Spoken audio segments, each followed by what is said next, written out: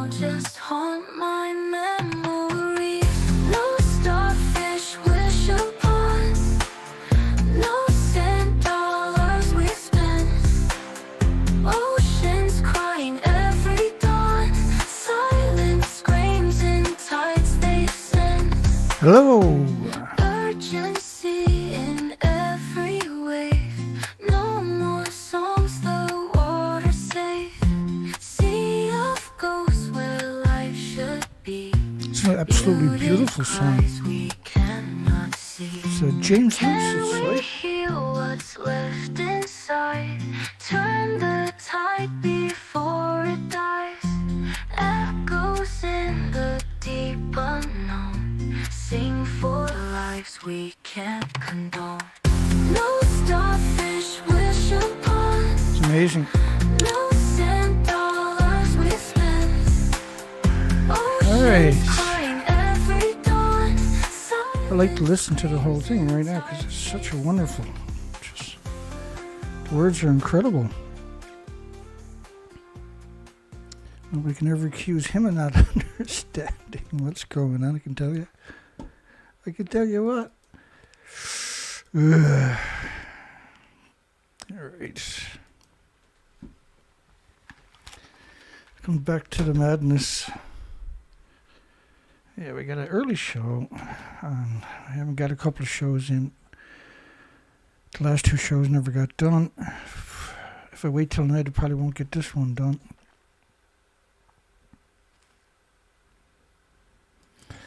Who the frig are you? I'm Dana, for goodness sakes, calm down. Charlie. 709-589-4406. That's the call-in number. Hope you're doing well on this Wednesday, the 30th of April, 2025. All we got left to do now is show the poll. We can get right after it. Dana, that's not the poll. Okay. Is Fukushima radioactive fallout, worldwide effects, death, diseases, illnesses, autoimmune deficiencies, injuries of all species, several thousand times worse than Chernobyl? Let's roger that. Big time. Estimates are up around 3,000. Real figured out. Maybe. What's going on here?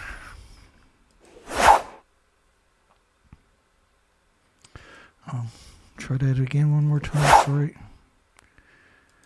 Alright, I think we got something happening. Let's not touch anything extra now. Try to get through the show.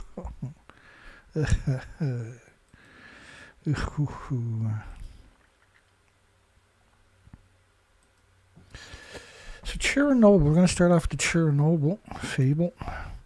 Currently, there's a Chernobyl's anniversary was a few days ago. We still haven't tackled that appropriately. I probably won't get to it this week. In other words, we're going to do a dedicated show, maybe 2, 3, 4, on Chernobyl.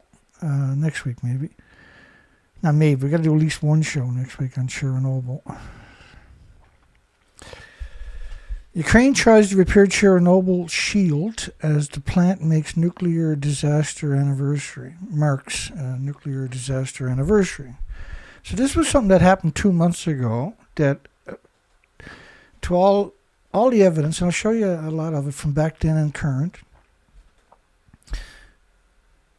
I would assume that Zelensky attacked the plant themselves, Ukraine, because there was a big meeting in Germany with a lot of the big players worldwide, and Zelensky, the moron. How did someone like that ever become a prime minister or president of a country? If you look at his legacy, there's like Ronald Reagan at least was an actor. This guy was a zero. All right, here we go. I'm not going to say this is going to be your typical show. I'm not really my typical self. I haven't been doing good for a couple of days. I'm laughing because I had a significant event there a few hours ago. I'm not going to get into it because of the industries sitting there like predators. It's a very, very serious, enormous challenge for Ukraine. But I'll tell you this much. I took a fall. I'm surprised I didn't crack my ankle off. Just lived there for quite a while. But still not good. I got away with it. It's a very, very serious, enormous challenge for Ukraine. This is Sean Burney from Greenpeace that we've covered probably 60, 70, 80 times over the years. So the explosion, and I'm going to show you everything, looks like it came outwards. Not from, not a drone strike, but the explosion was inside from outwards. The drone came in the front door. Now that section is not, like the back section, the very back section is where Chernobyl's reactor core melted down.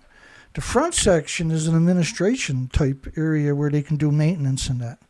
And so that section there is sectioned off from the radioactive section. Hi Colette, hope you're doing well. Ukraine struggles to repair a hole in Chernobyl's protective shield. This is 2 months later. Clearly these guys are schizophrenic because they show you that picture there. And they kind of zoom in. Now you got that picture. But see, that everything there, and I'll show you the better footage coming up. The explosion is outwards. It's not actually inwards. All the metal is pushed out. I'm going to show you the interior, the exterior. And I'll play a couple of little short videos. Now that's currently what it's looked like. So how come they're struggling to repair? And this is just a simple, normal, like, you know, you're at a nuclear meltdown site. I bet it's 39 years ago, still significant, but they're on the front section above the maintenance area. They're not above the reactor core area, and it's just a hole. They literally could have put a bunch of sheets of plywood over it and poured a bunch of tar over it, and once it's sealed up, it would have been fine. Probably last longer than that idiotic galvanized shield could last. But don't let that spoil a great lie anyway for Inch. So the problem is that the burning, this was Sean Burney, this guy here. I'm going to play the video of it. So the problem is that the burning was taking place below the metal roof. Below the metal roof. Unfortunately, the membrane inside the roof space.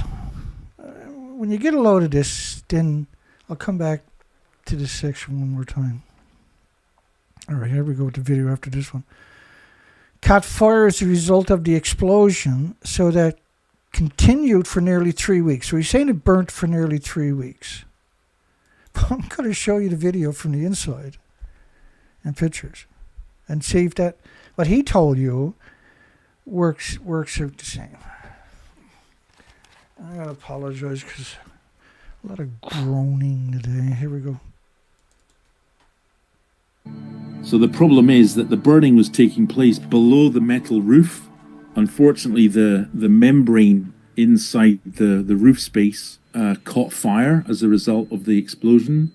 And so that continued for nearly 3 weeks. So that was, we got another video now coming up. This story was April 27th. So just a couple of days ago. That's inside. Clearly they're not above the reactor, right? This is the maintenance, so-called maintenance area. Not that you're going to go in there very often. But they have this stairwell. This was built on railway tracks. And then once it was built, they mechanically brought it over. This was well over several $1 billion. Everybody but Russia and Ukraine paid for it. All right, so you can see the spray of water going up. That's the roof. That's the interior. And on this angle, you can't see where they stood up to, but see the walkway up there? You can see the yellow above me. Here, I'll put myself up there so you can try to make sense of these lunatics. It's just a hateful, the whole industry is just, we need a big culling of everybody that's pro-nuclear so the future might have an opportunity to survive. That's the handrail. That's the floor.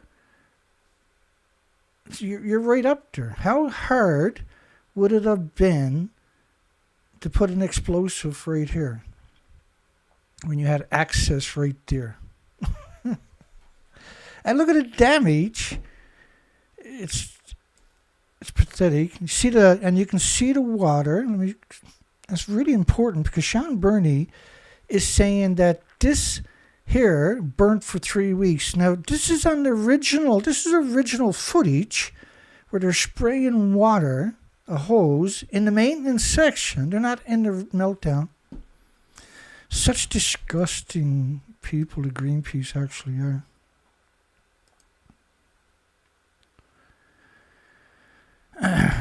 Sustained significant damage, blah, blah, blah, blah, blah. All right, let's go through some of this. So you can see him spraying water. I hate listening to myself when I'm talking, because you get distracted from the story itself, right? You get conscious about. Anyway, so you see him spraying water up. The fire was out right away. Not 3 weeks later. What a disgusting parasite to suggest that it burnt for 3 weeks. The massive steel dome was designed to protect and confine the radioactive remains of a reactor that was inside, and they got the world's worst. Well, first off, they can't contain this going down into the water tables and washing into the river that takes it down to the Black Sea, which is 600 kilometers away. They can't contain the 35 plus years of emissions before they built that particular containment. So the majority of the material is already long gone and covered the entire planet with radioactive fallout. The world's worst civilian nuclear. And the word civilian is really important whenever you see the world's worst civilian, and that's a psyop. That's a cover story. Civilian. But clearly this has, Fukushima was catastrophic. Fukushima was 36 reactors. This was a brand new reactor. This was 2 years old. Fukushima reactors were 4 decades old and had their entire lifespan, their legacy fuel in the top of the buildings. That was lost too. So it's 36 reactor cores roughly. So this is original stories. February the 14th, 2025. Gee, what day is that, I wonder? February the 14th each year. Huh. I don't know. Can't be important. They wouldn't do it on an important day like that, would they? So the fire was out right away. The second week of February, a Russian drone strike with high explosive warhead, not just explosive, high explosive, but a warhead, hit the shelter that protects the world from radiation. The radiation never stopped coming out for the first 35 years airborne. The reactors actually blew up years before they had any kind of covering to mitigate some of it. That protects the world from radiation. And you can see the walkway much clearer in this picture. Russian drone strike damages Chernobyl nuclear plant shelter. Look at this goof. Serial killer, mass murderer. Monster, real life monster. You never seen him in a suit, have you? He's completely disconnected from any reality. I can't comprehend he's actually married. Russian drone strike damages Chernobyl nuclear plant shelter February 15, 2025. Ukraine president, serial killer, mass murderer, that a Russian drone struck the former, still Chernobyl nuclear plant per se, and that's supposed to be the engine of the drone that struck it. Like if it was coming through, it should have done significant damage behind it too. Now, they got lots of drones knocked down. They can pick it up, throw the pieces right there. They got a big walkway, and it landed conveniently right on a walkway. That's pretty convenient.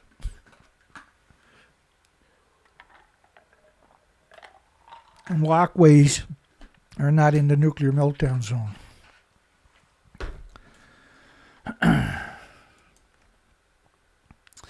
Had a hard time getting the show running, didn't we? Holy smokes. Had to restart everything. A cold restart on everything.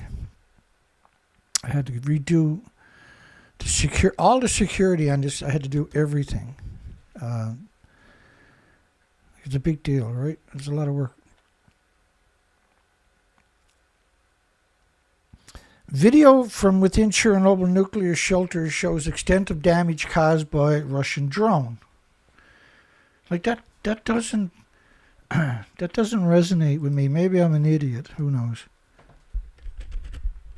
Maybe clearly it's burning intensely. That's clearly the fire you're looking at is going to burn for at least 3 weeks, according to Greenpeace. The lunatic world. But anyway, you can see the hose is spraying water. This is the original footage, right?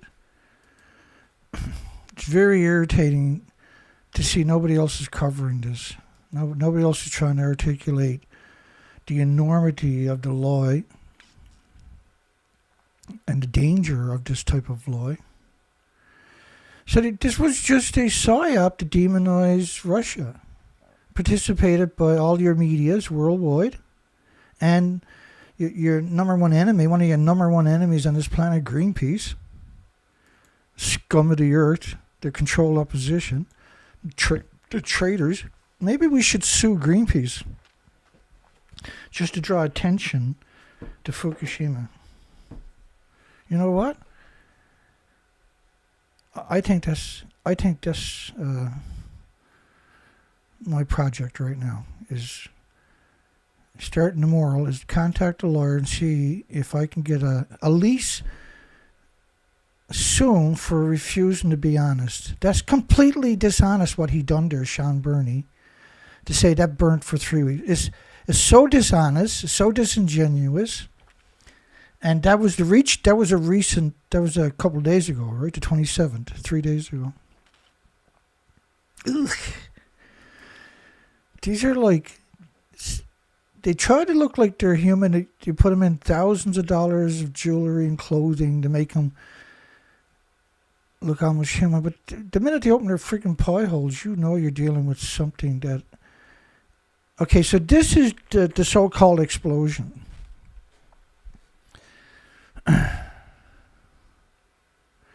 Which is really interesting now, because we covered this before when it happened originally. And you can't rush through any of this, but I'm not sure we'll see it today, but there's a chunk that flies all the way over here, and it's significant size. It's very bright, which makes you wonder, right, how come there wasn't incredible damage right here?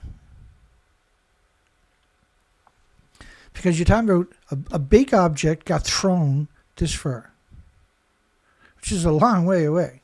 Because they shot it from the inside out. So they exploded it from the inside out. So they probably did use some kind of little rocket.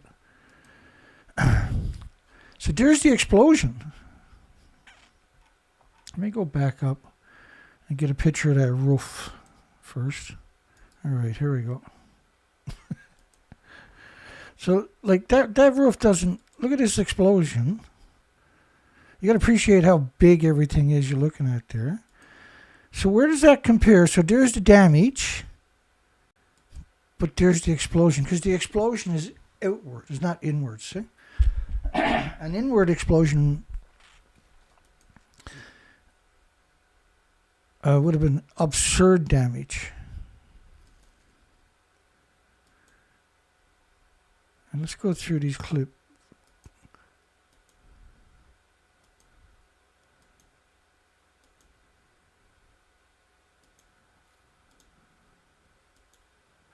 Yeah, I kept in this particular one. So there's the original fire. And here it is after like a few minutes. Because I showed you there's a walkway right there. Right there's the walkway. And there's another walkway right here, right? Because you're not in a nuclear facility itself.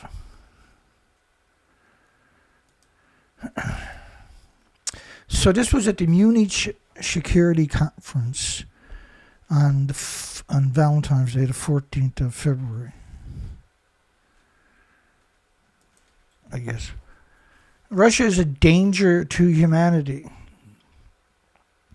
And so all the media was kind of pushing that narrative. Because Zelensky, and there was, at the Munich conference, there was a lot of the global top 20 minimum players. And Russia was excluded. And they just wanted to demonize Russia. And when you look at, there wasn't a lot of documentation, or there were some videos like this. And when you look at, that's the engine right there of the drone, they're saying. That's the official narrative, right? And it landed right on the walkway with all the parts. As it should, you know, because, hey, that's how war works. And look at the damage to the roof.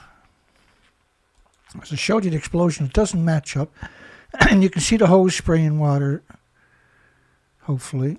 I showed you earlier if you're just joining me. And I know because these are live shows, sometimes I'll start repeating myself. That's the hose, but clearly there's no fire at this stage. But according to Greenpeace, the fire raged for 3 weeks.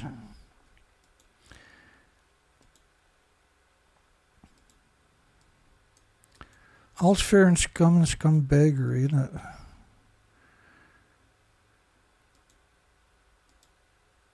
A Russian high explosive combat drone, explosive, combat drone hit the shelter over the power plant. No, it's hit the shelter front section, which is the so-called, I hesitate to use the word maintenance section, but it's so-called maintenance because that's where the controls to roll the shelter forward and backwards were to. It's not in the reactor section, right? A section off from that area. That's why you can go into that. You shouldn't, but that's why you can go in, like the people who don't know any better can go into that section and pretend that they're at the nuclear meltdown. That's the original footage. It has nothing to do with the reactor section of the site. And the explosion is clearly pushed out. It's not pushed in. And this was 3 days ago. It's fixed. And they said they're struggling to repair it. Right? Bernie from Greenpeace. All of these lawyers, right? They look so similar, don't they? There's something about them that they always look really similar. Let's play that clip one more time. So the problem is that the burning was taking place below the metal roof. Unfortunately, the membrane inside the roof space caught fire as a result of the explosion. And so that continued for nearly 3 weeks. That's right. Yeah. And we had a good comment there. I think more than 1,000 is unlimited. So there's, in other words, there's an almost an unlimited amount because the meltdowns are still going on in Japan. That's a really good catch. Thank you for that, by the way.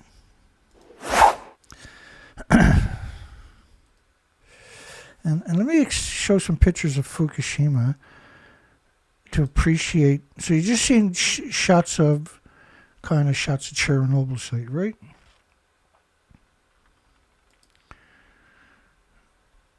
Anyway, I'm going to show you a couple pictures of Fukushima. We're going to go to our next story. I have banging stories to cover today. Holy shit. We just have a whole incredible show. I don't know if we'll get through it, but...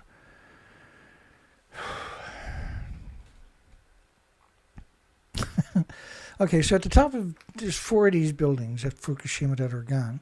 This is reactor 3, and it was, and reactor 4. 150 feet above this was 4 decades of reactor cores.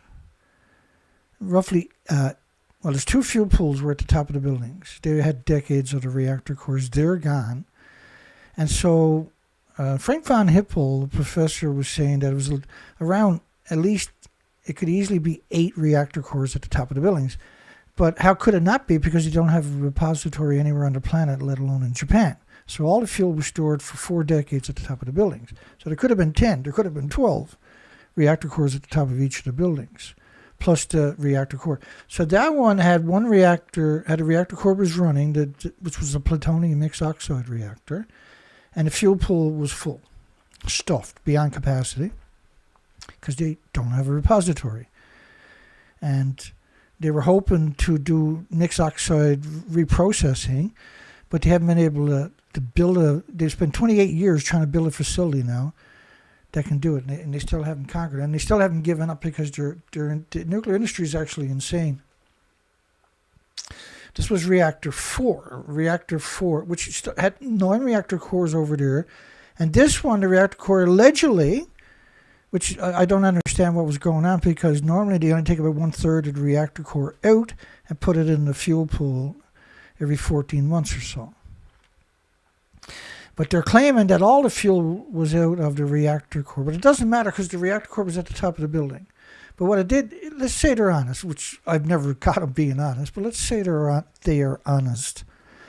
But the top of the buildings don't exist, so there is no reactor core, even if it was there.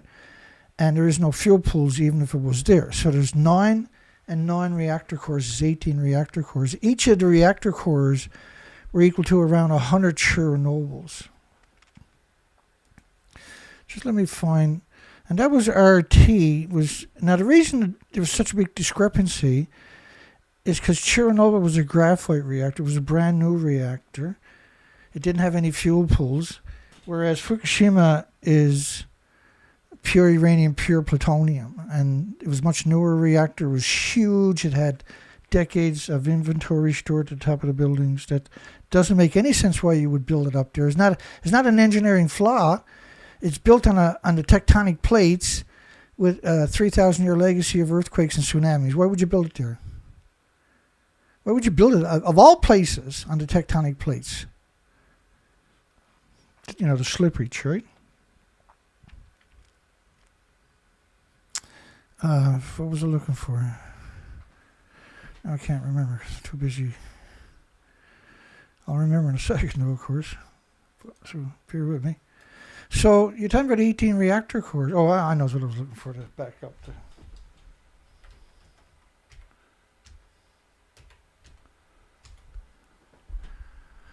Let me try that again. That happens sometimes. A lot of things happens to me when it comes to, doesn't happen when I'm not doing the show, but it happens when I'm doing the show.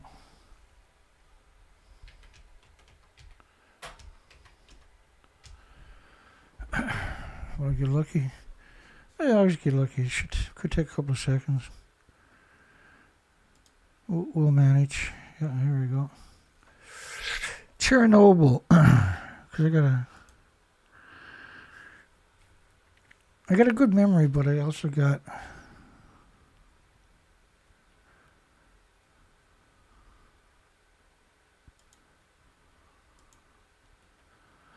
an absurd amount of stuff gathered up over the last couple of decades.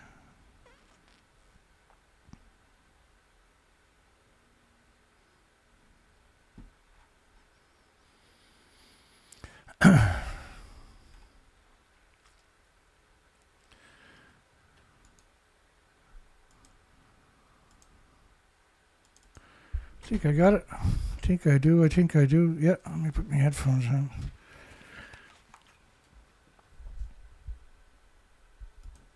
So this is RT talking right after Fukushima, saying that each reactor was equal to 100 Chernobyls. It's probably more than that. The fact that the reactor in Japan is 100 times more powerful than the one in Chernobyl. And all right. So, you ever see this picture here? Well, that's me right there. I was at Chernobyl going through the reactor core like this guy. So it's really easy to do, right? And that's not the original picture. Doesn't look dark like that. They've done that. What do I get done to us here? I'll get there. I'm sorry.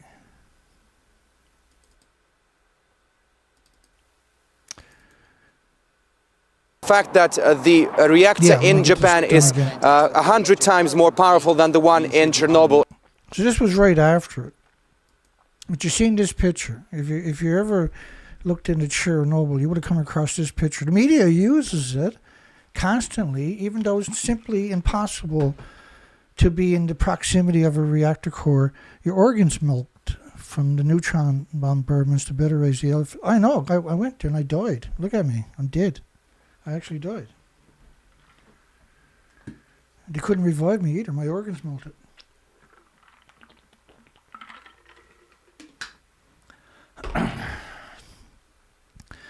At least I look realistic. They don't.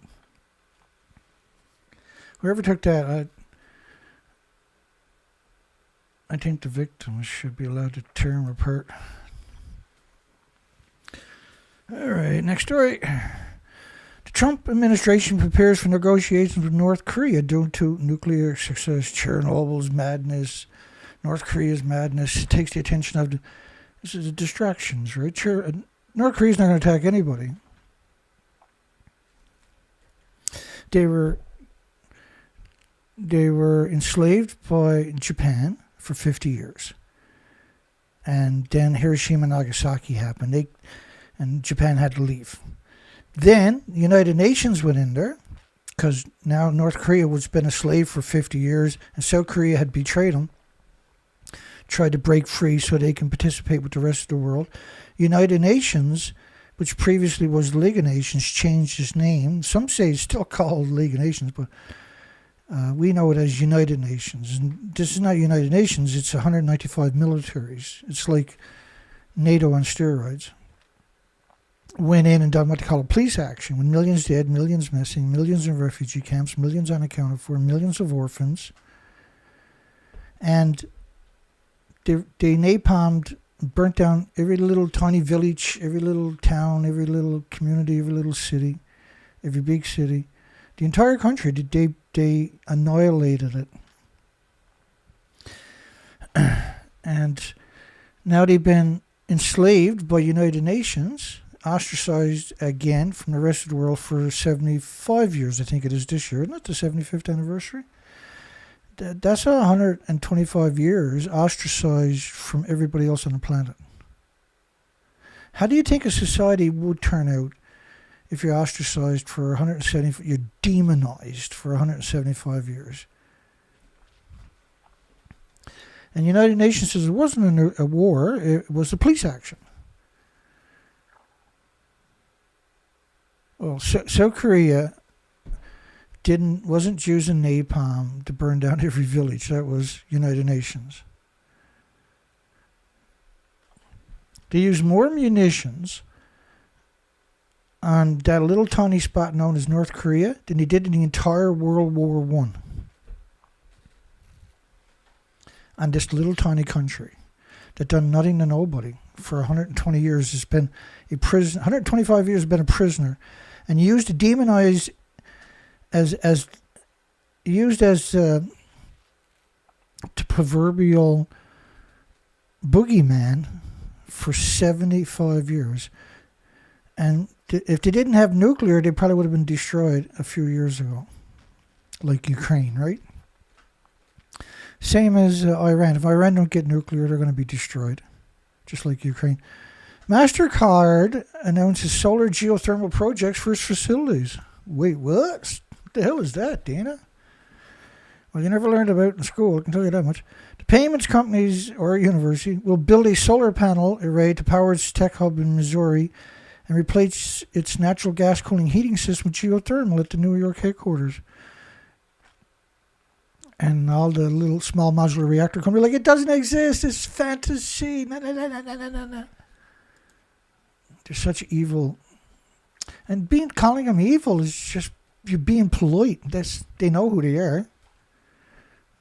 You're not going to offend them by calling them evil. Nuclear industry, they know, man. They don't get the job unless they have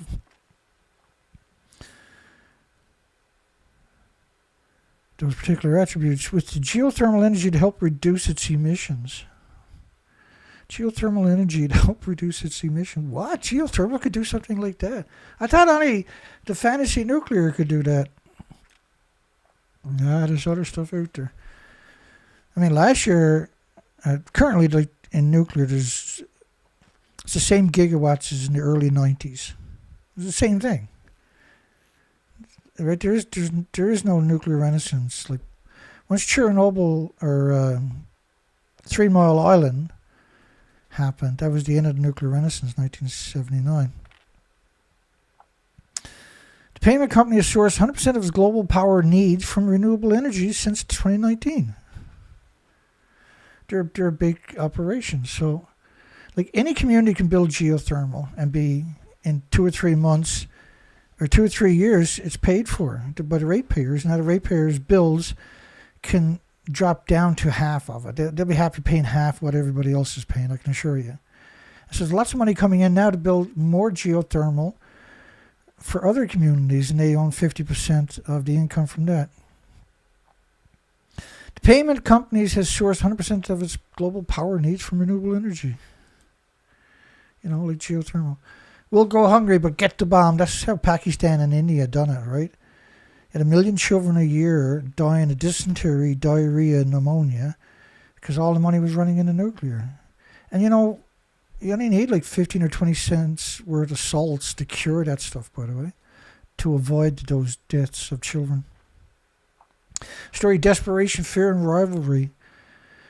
Like if you go there now, in India and Pakistan, right? Just a hypothetical in one way, but I can guarantee it's real. And you start playing, like, say, Elvis movies or Beach Boy movies and stuff like that. It would probably go viral. The whole country would start dressing that way because they're so backwards. And they want to remove the Price-Adamson type acts they have there for liability for the nuclear industry, to invite in investors so they can now build 100 gigawatts. I mean, these people really are, and we've covered them, who knows how much, at least 1,000 times over the years, of their batshit crazy stuff from the nuclear industry. They have rivers there that are so radioactive. The streets in some of the communities are lined with children with 2 heads and extra arms and legs and congenital malformations that are just gut-wrenching. Top uranium producer Namibia plans nuclear energy plant. Really, Namibia. They can't even handle their sewage. Now they're going to be more releases into the environment. But like, you know what I'm saying, a mine is a mine is a mine, right? You can build trucks. Any country can get trucks, and any country can get loaders and dig a mine, right?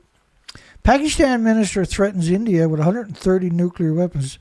This is a minister, and I can't remember. He's creepy looking too, shit, man. I'm with the government. It's like they're possessed when they say it too, right? I'm from the government.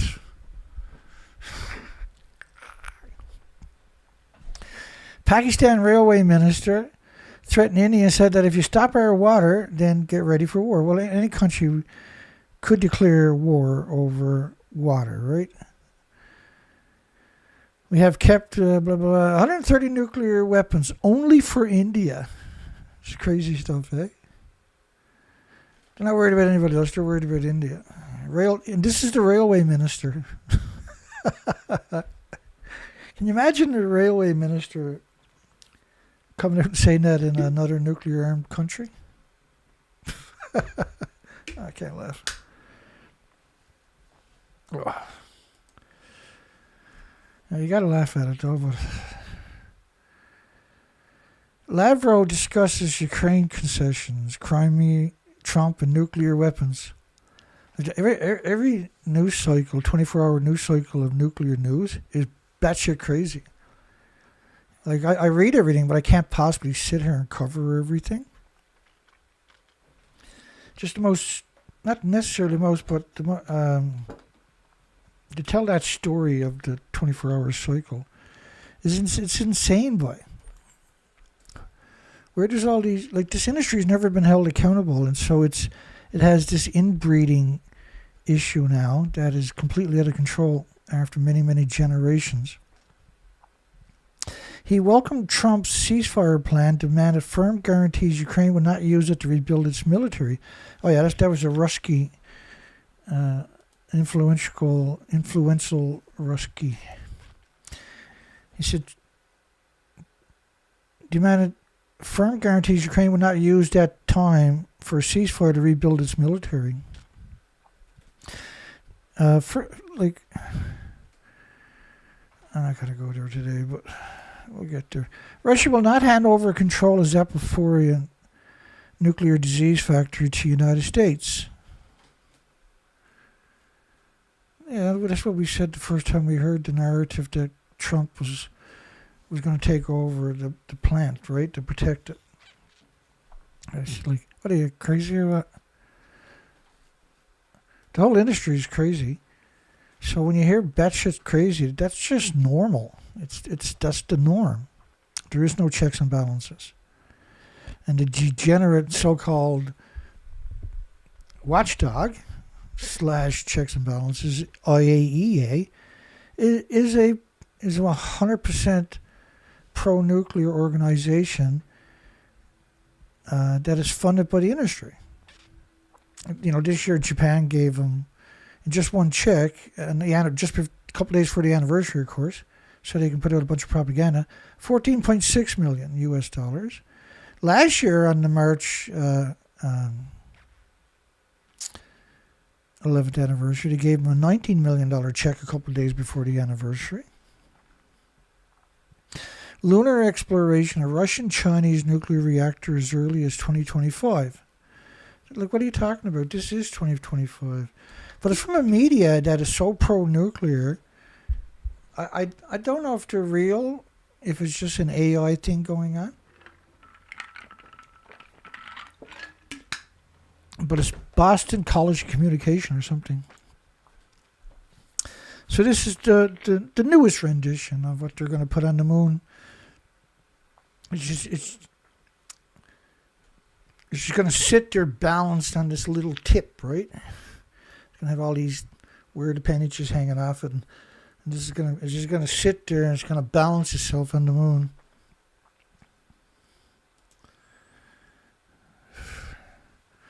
The installation of a nuclear reactor on the moon, the fruit of collaboration between Russia and China, scheduled for 2025. It's not scheduled for anything. They don't have a reactor. And you've probably seen this one from Lauren Ash from our last show. The Boston University College of Communications, the College of Communication from Boston University. And they're out there putting these types of propagandas out there. The last story we covered with them was about the robot, where they had a fake robot and they were describing it as a real robot. In fact, I still got the thumbnail I used in that video is right here, right? This is what the actual so-called robot looked like, which wasn't $40 million, it was $56 million, by the way. And this is the one that the Boston College of Communication put out there, or the University College. University college? These are not two words that normally go together either, is it? University college? They're completely separate normally, isn't it? Who knows? It's the nuclear industry. Nothing's too batshit crazy to be true anymore with the nuclear industry. Netanyahu insists on dismantling Iran's nuclear infrastructure. There's a lot of those headlines, which is the propaganda machine. This is actually from Jerusalem, so what else would it be? Iran's not going to... Now, they just blew up 3 spots in Iran. Right? You remember the last show, if you were here, there was over 500 people injured. It turned out there was 40 dead. There was thousands of cars were crushed by the explosion. This huge explosion. But somebody... I got the drone footage of somebody had sent out a drone the next day, and I didn't see it till after my last show. And the drone, this guy was driving clearly with the goggles on, and he starts zooming through the site, right? And it's huge, massive area we're talking about. Wow. But anyway, at the end of it, there's a lot of smoke, and he goes way up in the air, and a really steep climb. And then he levels out and he makes a turn. When he makes a turn, you can see 3 separate explosions. One of them is like a half a mile away. The other one's like almost half a mile away. So how does that work? And allegedly this is that site, because this was all, not all, but this was just thousands and thousands of transport truck containers. Allegedly might have had a lot of the weapons Iran was storing. Now, Iran got thousands of miles of deep, very deep underground tunnels, and they're completely loaded. So it looks like they went after Iran's weapons, one of Iran's big storage sites for, I don't know, stuff they imported from China, weapons they imported from Russia maybe. Maybe it's... anti-aircraft radar systems and stuff like that also. Who knows?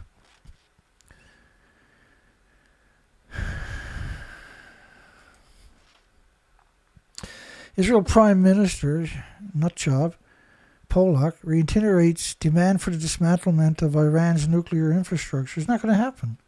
If Iran gives up its nuclear, it's going to look just like Ukraine. I'm always a little shocked that nobody has nuked Israel after all the shit they caused everybody. The constant misery, the perpetual meddling they have in all the countries. U.S. and Iran holds 4th round of nuclear talks in Europe. 4th talk. But there's no substance here. The people that are at these talks are not the main players.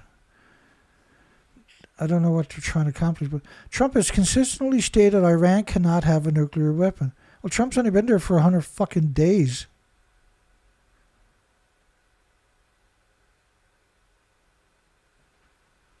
Like, you would know if he was there for a full-term administration or something.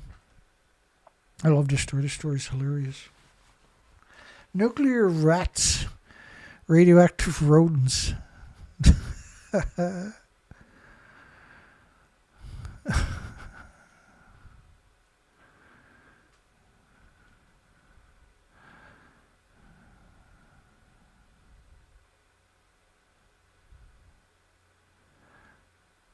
Hello, everybody. I know it's a different time today.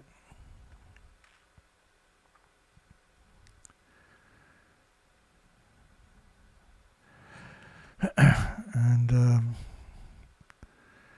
well, I haven't done a couple of days. Hadn't done any shows. I doubt if I would get to it tonight.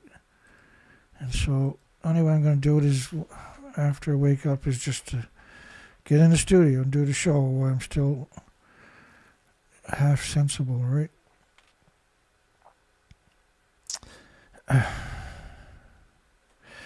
Like the show is there for when people want to watch it. That's the main thing, right? The industry is being challenged. That's the most important thing, I should say, in many ways.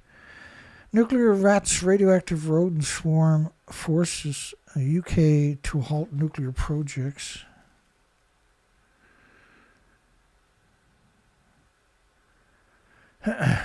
And because I took a bad fall today, I got a feeling in a couple hours I'm going to be pretty freaking sore. Once I stop, right? You know how that works?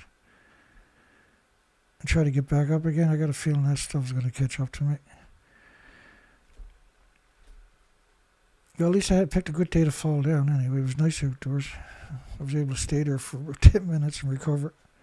I really thought I cracked my ankle off, but it wasn't screaming pain. It's swelling up though, but I can still stand on it. Nuclear rats, radioactive. My hand is swelling up already, man. Radioactive rodent swarm forces UK to halt the nuclear project. That little maggot right there that wrote the story. He really dishonest. I don't know if because they have editors, right? That'll edit out stuff or put stuff in. It's a very complicated story when it comes to nuclear. It's very complicated. And what I mean by that is the average person has no hope of getting an assignment from the producers or the editors of the medias and coming up and articulating these stories. This is clearly written by somebody else that is very knowledgeable. Right, to weave through these stories, like I know because like I've been at it for so long, and it's a long learning curve. Even when you have access to so much, like I do. Nuclear rats, radioactive rodents, swarm forces. Well, the rats will chew through everything. All the pipes that are full of wires that run everything. Who knows, probably got 1 million miles of wires there. Once you build a site, you're not going to track down a wire that's been chewed up by rats. A lot of it's going to be buried in cement, right? The incident also echoes a notorious 2013 outage at Fukushima, likely triggered by a single rat. And that, they can't, for some reason, they keep giving themselves a black eye by bringing that story up. Likely triggered. And not likely, guaranteed. And look at all the cranes. I like to see their power bill every day. Because they run an external power on top of that, right? But what's the power bill to build a site like this, I wonder? And this picture doesn't do any justice. Britain's flagship nuclear power project, which France already acknowledges they're not going to build this design ever again, right? And they're definitely not going to build it in their own country. Has encountered an unexpected safety hazard. So maybe what they're projecting before they finish it is that they can blame everything on the rats and they won't have to. They'll have a legitimate excuse. Well, the rats got in there. There's nothing on the coastline for them to eat, so they're gone up into the nuclear plant there. They found enough food, then they started having babies, and you know what happens next? Hundreds. Like to suggest that hundreds of rats, it's hundreds of thousands. It's not hundreds of rats. It's hundreds and hundreds of thousands. Nuclear rats. And so I'm not saying he wrote the story because I can't comprehend him writing that story. I've been covering this for so long. I have no illusions that these are written by the nuclear industry because you really got to have absurd insight to write these types of stories. Hundreds of rats scuttled through work zones, canteens, waste skips. The British got to name everything backwards. At the Hinkley Point C construction site, it's the most expensive construction job on the planet in history. The biggest too, right? They're already looking like they're 8-10 years away from completion, say. But they expect right now at this stage, or last year, it would be $56 billion or something. Not 56. What was it? 58 billion for this site. Rodents are everywhere, so it's not hundreds. There's hundreds in every little section. It's more like it.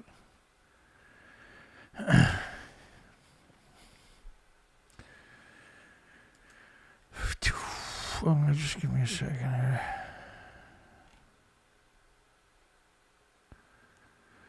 It's quite a lunatic industry, isn't it? You know, what other industry can get the world media and universities and government agencies to come out and pretend that the media is in a building on top of a reactor that doesn't exist? Name another industry that has that particular attribute.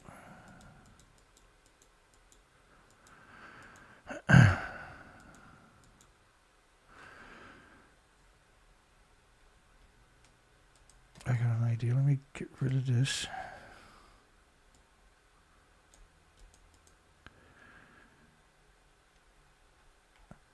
And I need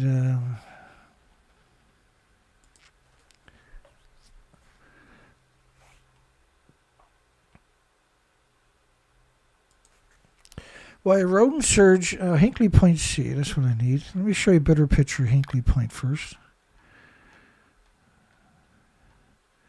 Yeah, I'm just definitely not myself the last couple of days. Holy shit. I'm pretty good, right? I'm pretty sharp because I'm at this every day, all day.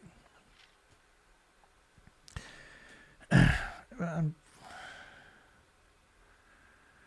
matter how sick I am, when I wakes up, I still go right back to work. That's the absurd part of the story. We need to kill this industry. And so one of the things we try to do is influence the policymakers and the investors by giving them a narrative that they had no way of flushing out on their own. Like every nuclear scientist on the planet, on March the 15th, day 5 of Fukushima, never seen that picture. Every nuclear academic university professor on the planet looked at that and said, yeah, well, the fuel pools are gone, the reactor cores are gone. Because even if just one explodes, you can't get back on the site. And if you don't have circulation of water, and they didn't, they're going to melt down, the other reactors. And so the cover story was really just, they had their cover story, now they have to stick to it. And it wasn't a very smart cover story to anybody that was, any kind of investigative journalism skills, or like a forensic investigative journalism. That's what we do.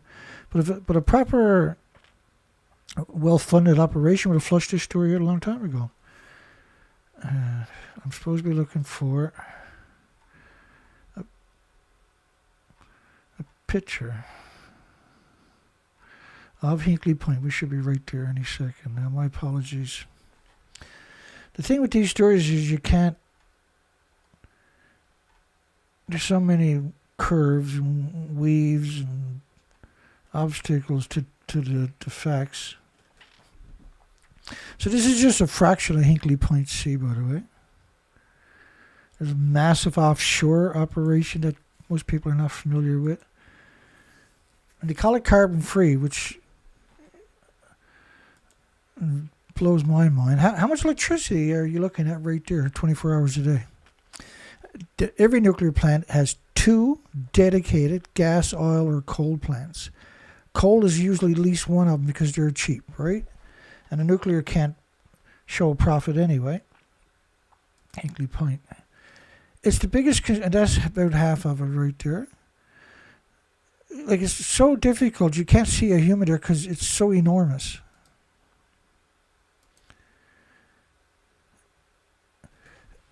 How much electricity do they burn every day for the 20 years it's going to take them to build it? And when you look at, all of these sites have one thing in common. The design is always surrounded by farms. And if you get in a satellite and look down, every nuclear plant on the planet looks like this here. Surrounded by farms as far as you can see. And so the first thing they do when they design the plant is, where's prime farmland and is there enough water there? And they'll say if there's thousands of farms and that's how much water they're going to need, the same as thousands of farms, they'll put all the farms out of businesses further out. But the ones that are close to the site, they'll give them all kinds of subsidies and even free water so that they can ship the radioactive fallout from the fuel pools to the supermarkets.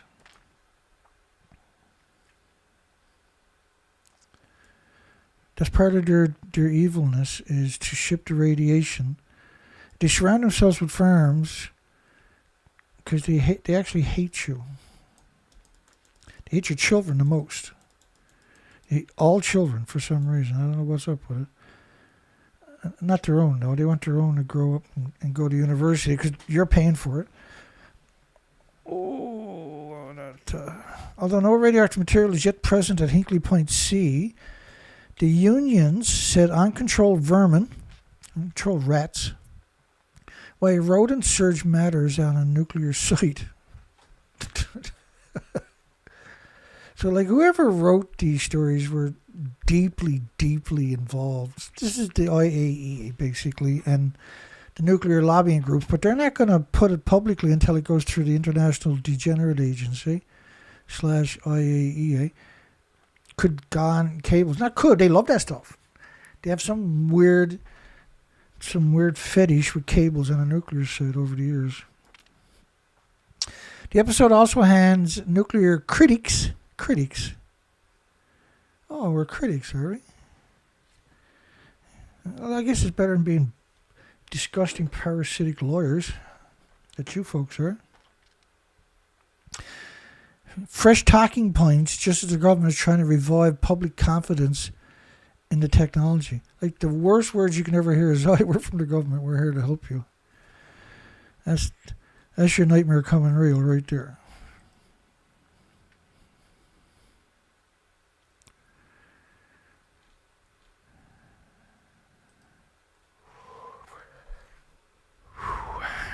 My goodness. Costs have ballooned from original 24 billion. No, it wasn't. It was like 14 billion or something. Or 7 billion, actually, wasn't it? Yeah, 7. It was originally 7 billion, not 24 billion. To more than 32 billion. No. Like, the last number, the highest numbers we had was at least 6 months ago. It was almost getting close to 60 billion US dollars. So clearly, it is nuclear industry writing the story. Last November, several hundred security staff left their jobs due to on-site access delays, and other crews complained about poor conditions and pay.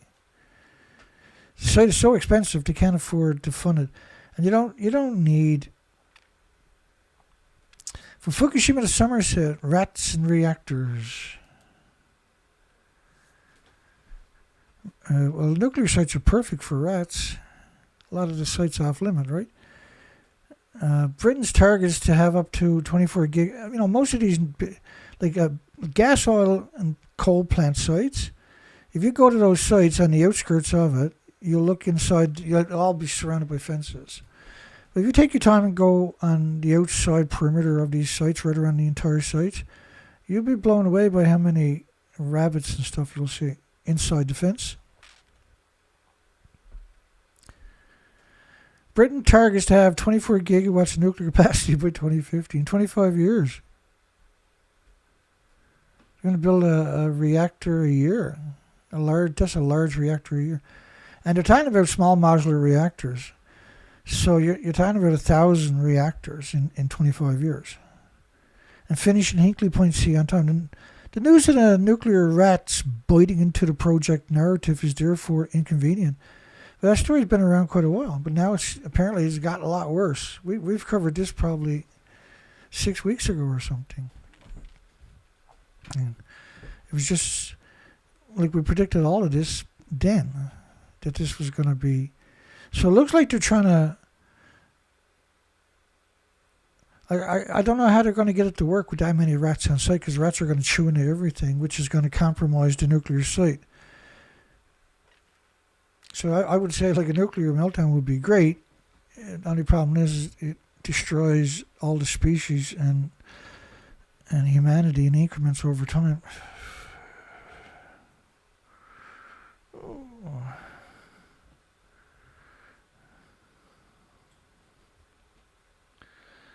So there's something buried in my hand when I filled out. I got a set of tweezers right there. I might have to get them. The news of nuclear rats biting into the project.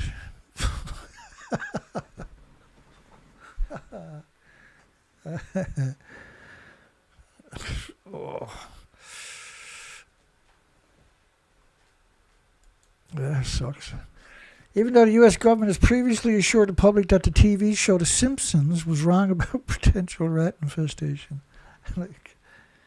which was their propaganda machine, very effective propaganda machine. Kind of backfired in a few places on them. That was one of them, apparently. Robotic arm struggles to take fuel samples from Fukushima plant. Man, like calling these contraptions a robotic arm is just over the top. We actually got some other pictures. Now this is clearly not at Reactor 2, right? This is somewhere else when he built it, conceived it. And now we're getting enough. This is a good story, actually. I got some really interesting stuff in this story. This is clearly not at Reactor 2.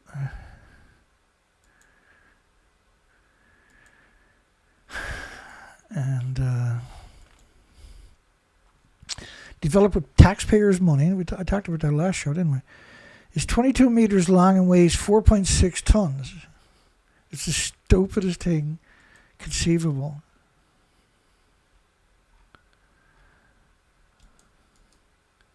Yeah, but it's nuclear. What do you expect? And this photo was taken in Naraha, Fukushima Prefecture. So Naraha is not Fukushima. It's not Okuma or Futaba, right? Which is both ends of the site. Join onto the communities that are joined onto the plant. So clearly that's not Fukushima Reactor 2, even though they have projected that picture as Fukushima before, though. 20 robot arm. Like, to call that a robotic arm. And there's something else going on is that might not have been used yet, according to this story. Right, the connotations are that this probably wasn't even used. After more than 6 years of development using taxpayers' money. 6 years. I said 4, right? Apologize.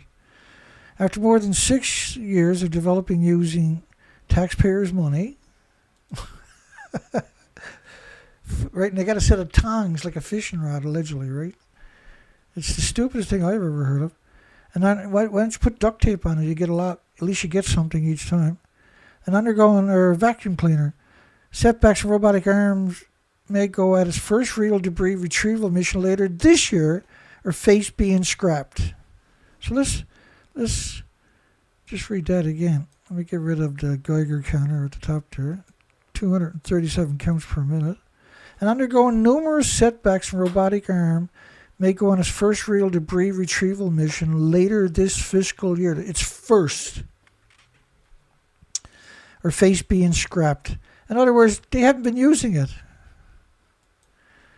I got to put a bit more light on the Geiger counter. I don't even know if I turned it on. Hang on here. My ankle's pretty weak. Oh yeah, I'm going to be screwed after this show's over. Oh my goodness.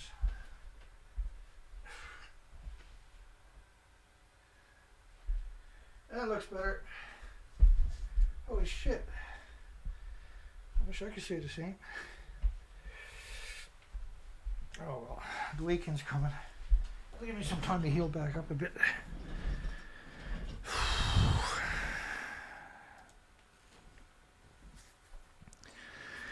Yeah, these shows can get noisy sometimes. There's nothing I can do about it. That's the way the world works.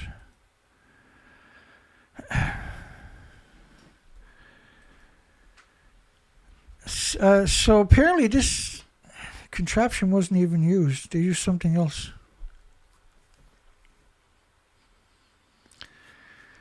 That's crazy. Because you might scrap it. The latest attempt may prove a failure since numerous trials have produced no successful outcomes so far, said a nuclear industry insider. So you got this big rod allegedly, and the rod lower. It doesn't look like that which the media Boston University College. I've never heard that connotation before either. Of communication. Could be a company they set up, see? Just to come up with these fake stories. So at the bottom, at the top of the so-called robot arm extends out 22 meters. And then a fishing line drops this down. This is like a tongs, like you use for getting salad. Or like chopsticks. It probably would have got more if they used chopsticks than using this one. The robotic arm has been under development since the fall of 2018 by Mitsubishi's Heavy Industries Limited and a British company from the nuclear power industry. And as much as 7.8 billion yen, 53 million in taxpayers' money, has been invested in the arm and the related projects. 53 billion. I'm sorry, 53 million. We're talking about an absurd amount of money regardless. 53 million in taxpayers' moolah. It's just a drop in the bucket for the nuclear industry. The nuclear industry doesn't care. The government of TEPCO initially planned to debut the arm in a debris retrieval test in 2021.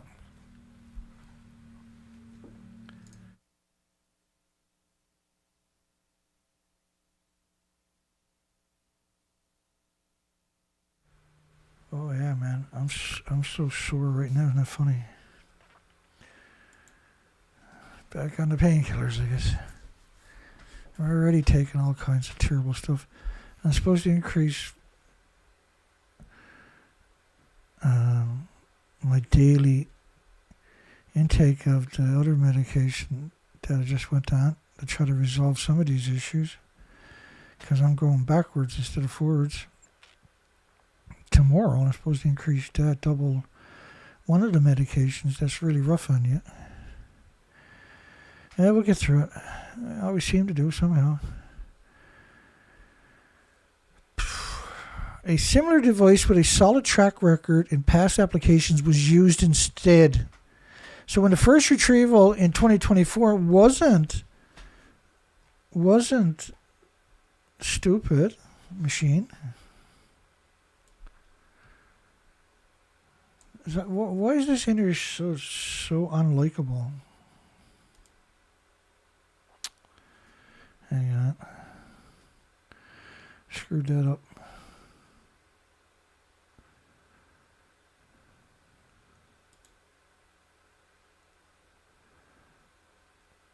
Yes, I'm in the wrong spot. By the way, see the yellow to be lifted in 2023? See the yellow up there, buddy's house? Everything else is a nuclear wasteland. And so that little yellow section, they went in and picked up some 1-ton bags of topsoil and said it was safe. And they weren't allowed to stop their cars or anything like that. But those yellow zones are where they try to get 20 or 30 families to move back into it to try to give the industry some credibility. How evil do you got to be to do something like that, first off? Let me get back on track here.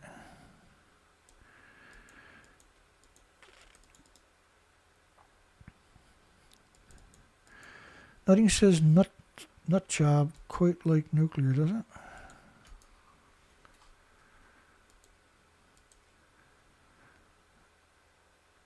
And so they lower that down on a piece of string. So I just got knocked off. I knocked myself off my page here. Hang on, I'm back. I'm back, baby. Just got to find my spot here. That's it there. So they might scrap the useless arm. Where were we? Somewhere here. The first retrieval test was finally undertaken November 2024. A similar device with a solid track record in past application was used instead. The same device was used in the second retrieval test this month. So they didn't use that robot at all. Ain't that something? And who's this from? Where's this story from? It's from one of the biggest medias in Japan. Don't worry. If you feel like calling them lying scumbag idiots, you're right. You have the moral high ground. You are not wrong. Let's put it that way. I can't get over what kind of weasels these people actually are. I don't know why I'm surprised, but I am. So they didn't even use that robot to last in November or read the last a week ago or something. My apologies. So it lowers it down. So why wouldn't you put a vacuum cleaner on this and duct tape, like 10 feet of duct tape hanging off your... And why is there so much damage to those two pieces you're using there, right? See all the scratches and color disfigurations. It hasn't been used. The industry is one great big scam, isn't it? One perpetual scam.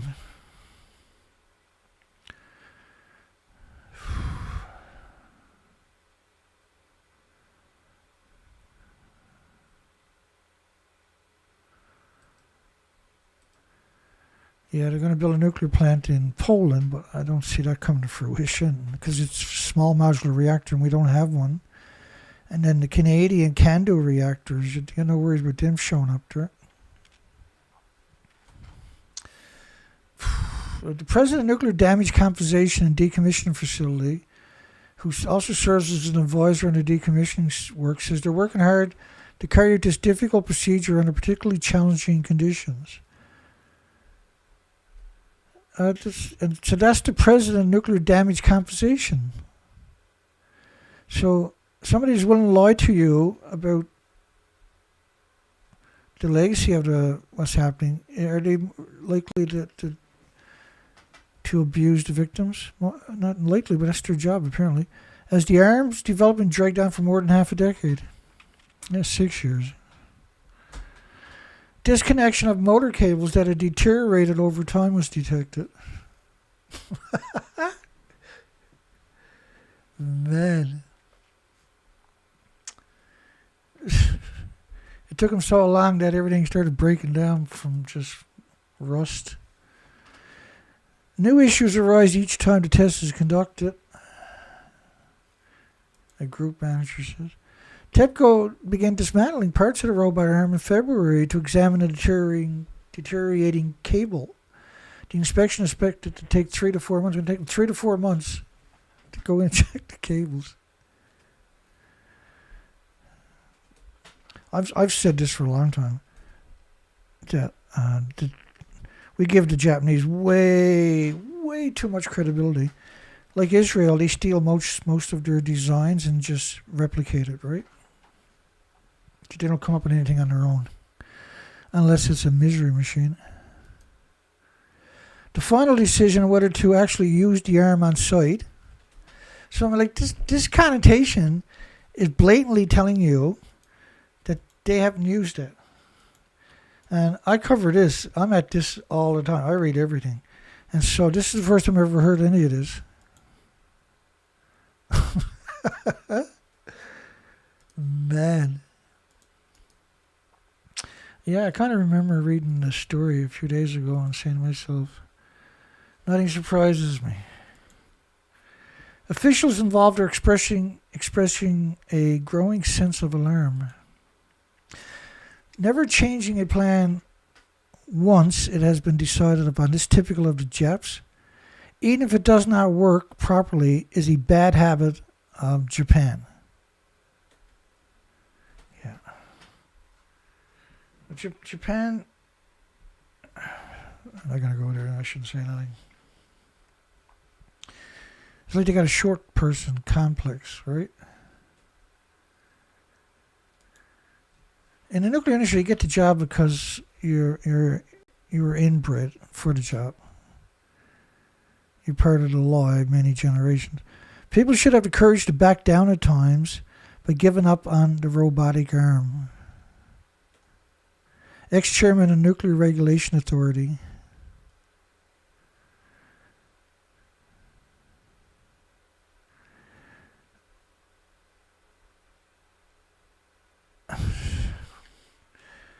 mean, that doesn't leave much to the imagination. Right? That doesn't leave much to the imagination, does it? They haven't used a robotic arm. The one that all the media has been putting on a pedestal is this one here for a couple of years. From last year in November, that's the only robot arm we've seen. And he didn't use it. Apparently they can't use it. It's going to be like Hinkley Point C, where the rats have chewed through everything and, oh, well, that's the way it goes sometimes. They're just going to abandon it.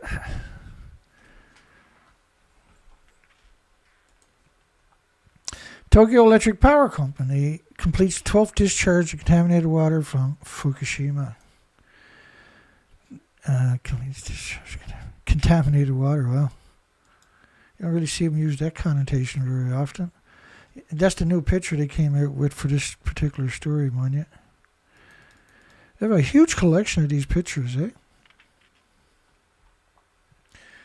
You gotta be a special kind of idiot to believe anything the nuclear industry tells you. This is radioactive fallout covering the entire planet 23 days. That's Medusa Reactor 3 detonating. The entire nuclear core ejected into the environment. How are you going to filter that again? Anybody explain that to me? Because once the stuff gets airborne and the oxygen gets at it, it catches fire and it burns at enormous temperatures and it liberates all the radiation into the environment except for fractions. That stuff might just be China sindering down to the earth over time, but that fraction. It seems the blast wasn't from hydrogen. It was a steam excursion where the fuel, it melted down, it evaporated all the water, it melted down through, hit water again. When it hit the water again, because it's at 9,000 degree Fahrenheit temperatures, water expands per liter around 1,800 cubic feet per millisecond. And so that was the explosion. It was a steam excursion, what they call a steam excursion. And call it anything but something that makes sense. Ejection of the fuel parts, explosion vortexes, suggested a steam, there it is there, a steam explosion. Potential global catastrophe from Unit 2, which where they were trying to get the fuel, that's Unit 2. But look at Reactor 3 to your left and Reactor 4. That's not a global catastrophe, only this one is.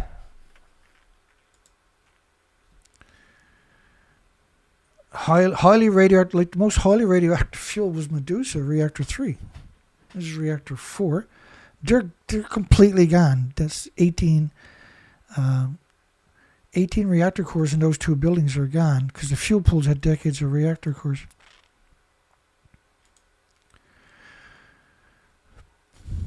Let me play that clip from Frank von Hippel talking about what was at the top of the building. Now, he's talking about Reactor 4. There is nothing left of Reactor 4.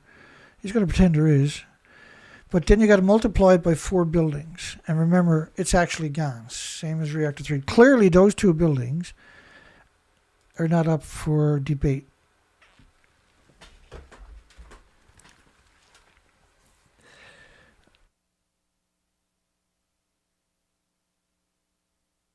And if, in terms of what we know about the capacity, about how many fuel rods would likely be inside that reactor, what sort of quantity are we talking about radioactivity? I've heard different numbers ranging from 2 to 15 reactor cores worth.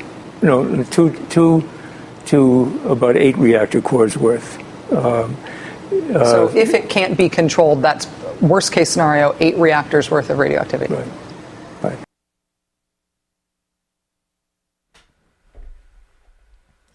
8 reactors. I'm going to bring in a couple of pictures.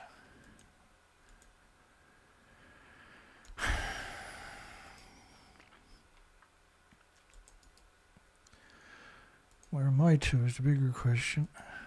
I'm lost. So 8 reactor cores at the top of Reactor 3.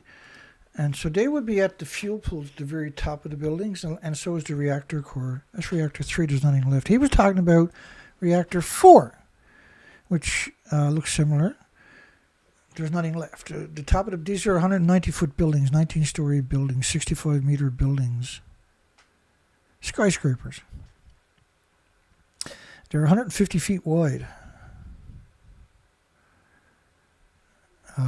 They're half a football field wide. And they're 190 feet tall. Massive buildings. And then the small modular reactors, the boiling water reactor 300 here in Canada, which is 1/3 of the power of these reactors, is 240 feet tall, 50 feet taller than that reactor. That's the new small modular reactors are 50 feet taller than the massive reactors. The industry is insane, right? So the fuel pools at the top of the buildings don't exist. The bottom of the building doesn't even exist. And Hippel was saying there was 8 reactor cores in the fuel pools. There's 2 fuel pools at the top of the buildings. And you could assume there's more there because these were massive reactors.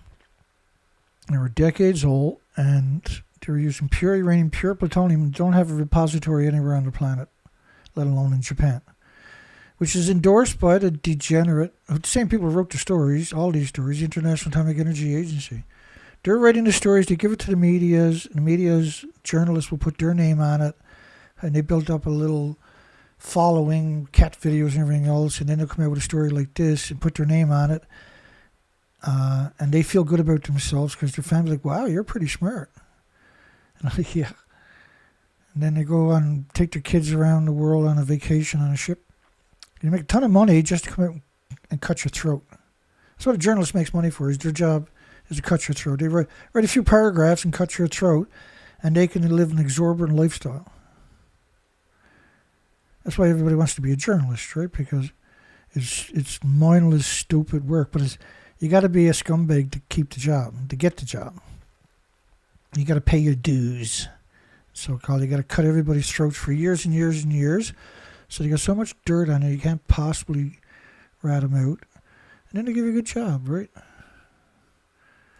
And let me play that clip. I gotta go get the tweezers. I still got stuff embedded in my hand here from when I took a tumble there today.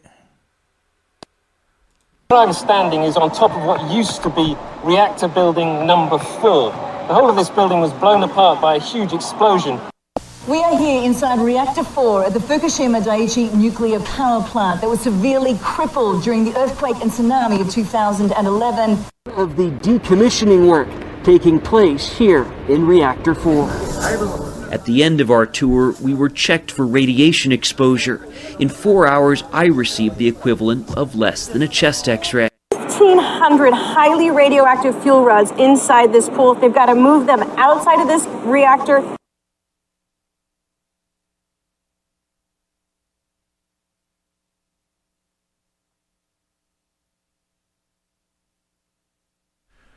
Sorry about that. It takes a minute.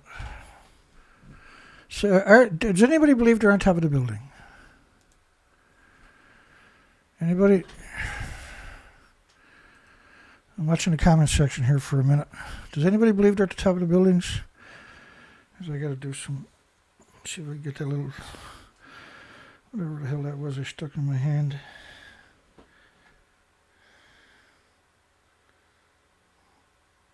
Ooh, I must have got it. I did. Woo, that was easy.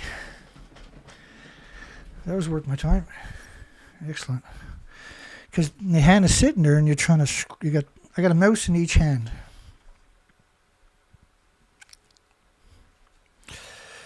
It's normal. I've been doing it for so long. I think it's normal. Man, my ankle is shut. At least it's not broken. And my back is shut. My stomach, my chest is pretty rough. Not bad, though. Wait till it gets a nap in and wakes up again. Hopefully we get a show tomorrow. Some painkillers there. Something was endorsed by the International Atomic Energy Agency. It's a PSYOP. That's what that is. TEPCO sets the ALP operation for September. That was July the 1st, 2013. TEPCO sent a press release announcing their plan to attempt to operate the ALPS by the end of September of 2013. So February 11th, photos, new images from Fukushima, and these images were handed out, and it's a drone flying over the site. And this is the ALPS decontamination system under construction. You see all those steel plates on the ground everywhere? That's because they bulldozed fuel assemblies into the ground originally with remote control drone, and then they paved over that, and then they put steel plates down and then gravel originally and cement. Then they paved over that, and they've done that several times for most of the site because the reactors actually exploded, right? As the scumbags told you earlier. So this is February. Okay, so then you move ahead to September 2000. TEPCO has known about the massive groundwater intrusion since May of 2011. The company chose to do nothing out of fear of the high cost of $1 billion would cause investment markets to consider the company bankrupt. So they let all this water run through the site because they didn't want to scare away the stockholders. That all ran away originally, right? Their shares dropped down to like 25 cents a share or something. Everybody lost their shirts when Fukushima happened. All kinds of nuclear entities worldwide, right? Yeah. Hi, Neil. The disaster site has struggled with water decontamination for years. This is August 9th, 2014. So this is a year and a half later than the last story, or the second to last story, where they were talking about hoping to have it operating by 2013. This is almost the end of 2014. This is August, not February. So a year and a half later. The disaster site has struggled with water decontamination for years, and just announced recently that they think they finally have the ALPS decontamination system operational. August 9, 2014. But there was no ALPS decontamination system. They built it, but the Riva was built right away. And I'll cover that in a second. Just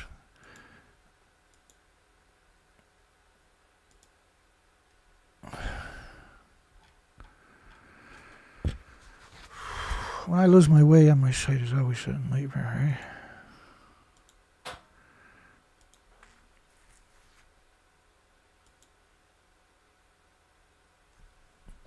So I don't understand, did I?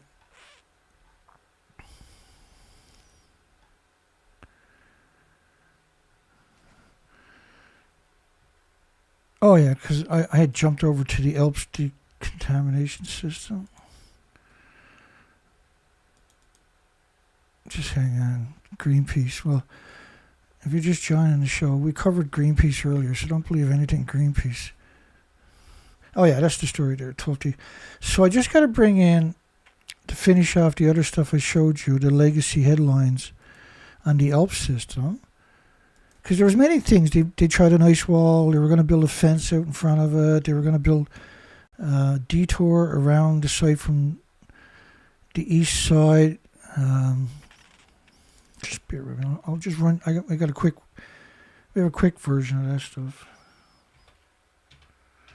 It's absurd, isn't it? We have a folder on all the topics, all the proper or the typical laws. That's crazy, right?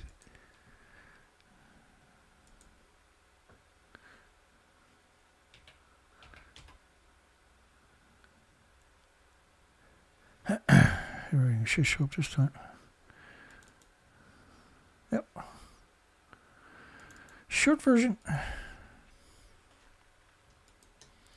We actually have folders in almost every single topic to do with this subject, which is astounding when you really think about it.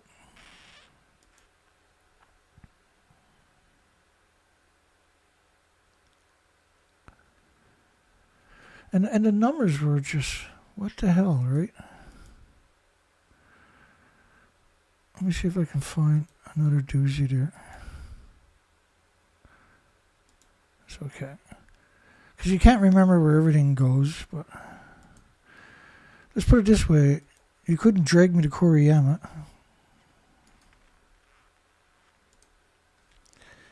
It's 300,000 people.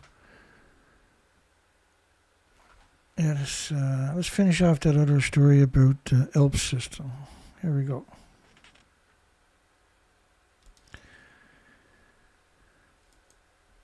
TEPCO unable to bring the contaminated water issues under control at Fukushima 2014. Go read that story. The Advanced Liquid Processing Systems, ELPS, has yet to function reliably. Well, it didn't function at all in April 2014 because I just showed you the evidence, right? It wasn't completed until 2015. And like the IRIS system, August 12, 2014, not February, for the last 3 years, the system was unused and kept out of operation. In other words, the problem was they had used, I heard anyway, we got, not heard, but we have headlines, we have the documentation saying they did turn it on, but it was so radioactive they couldn't go near it. And they're talking about the homeless and the destitute and the victims of society and immigrants who don't speak the language. For the last 3 years, the system was unused and kept out of operation.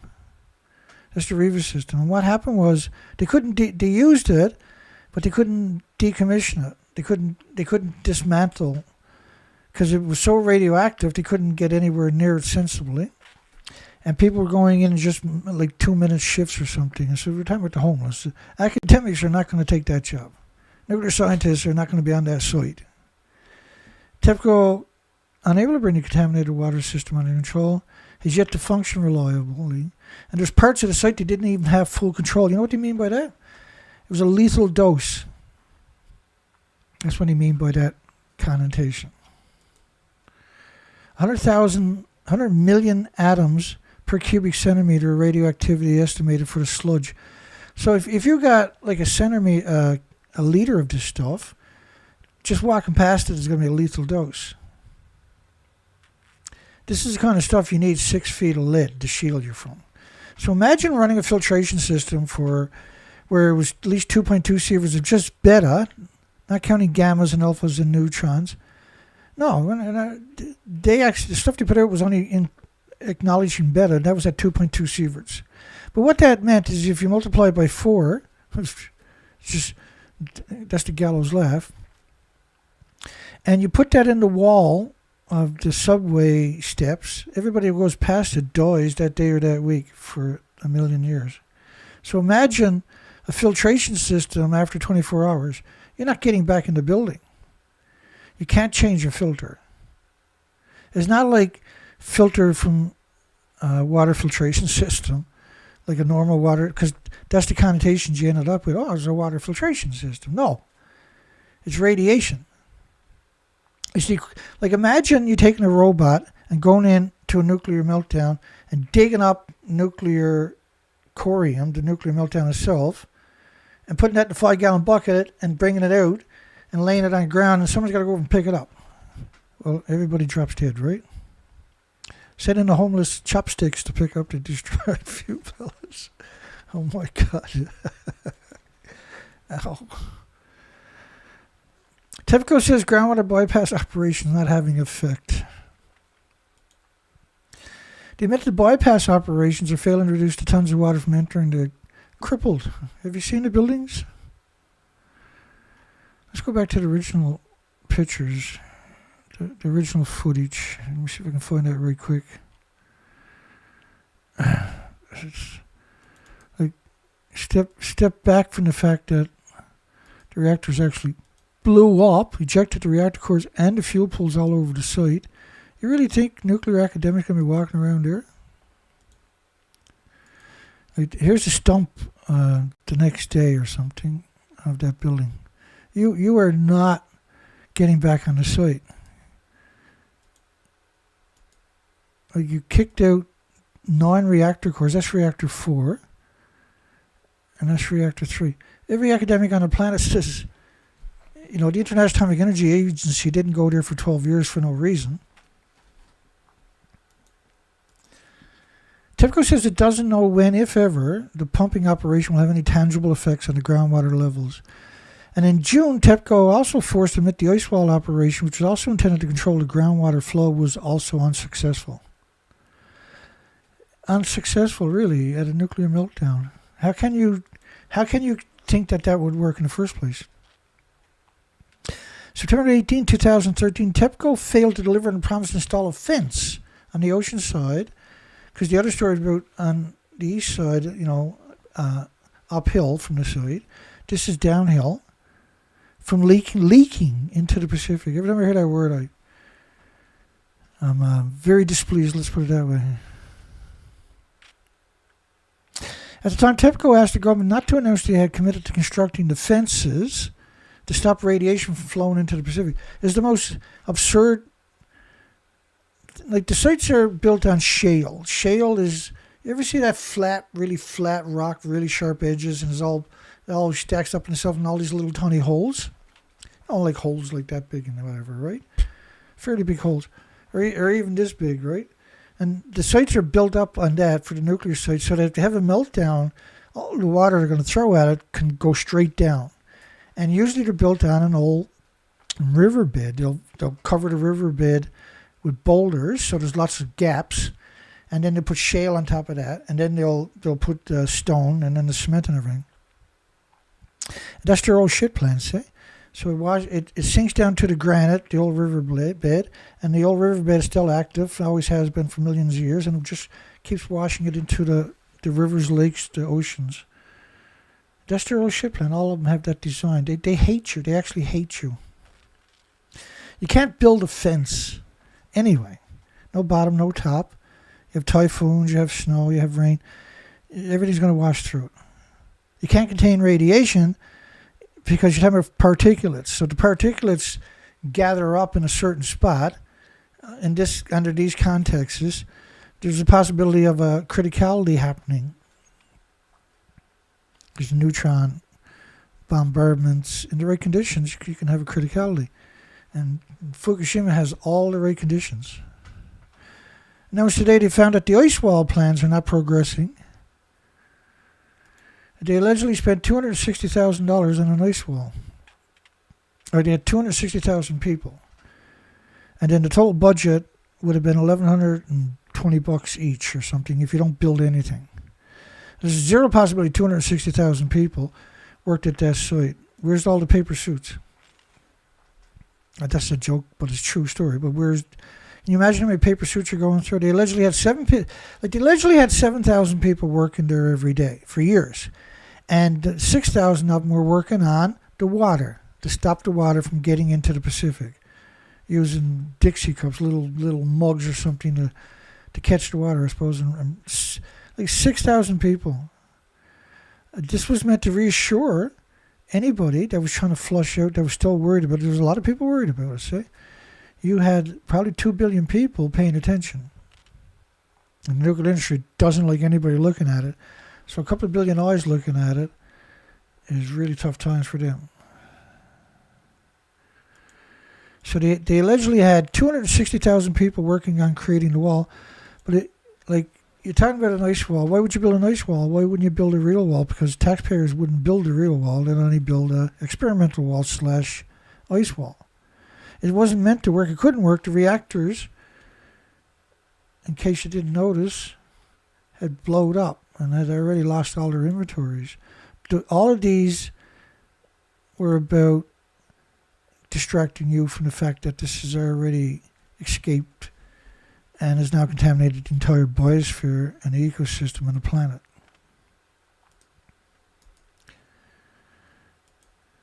And this was a 20-day model of radioactive fallout. I think this one is from the Norwegian Institute of Air Research.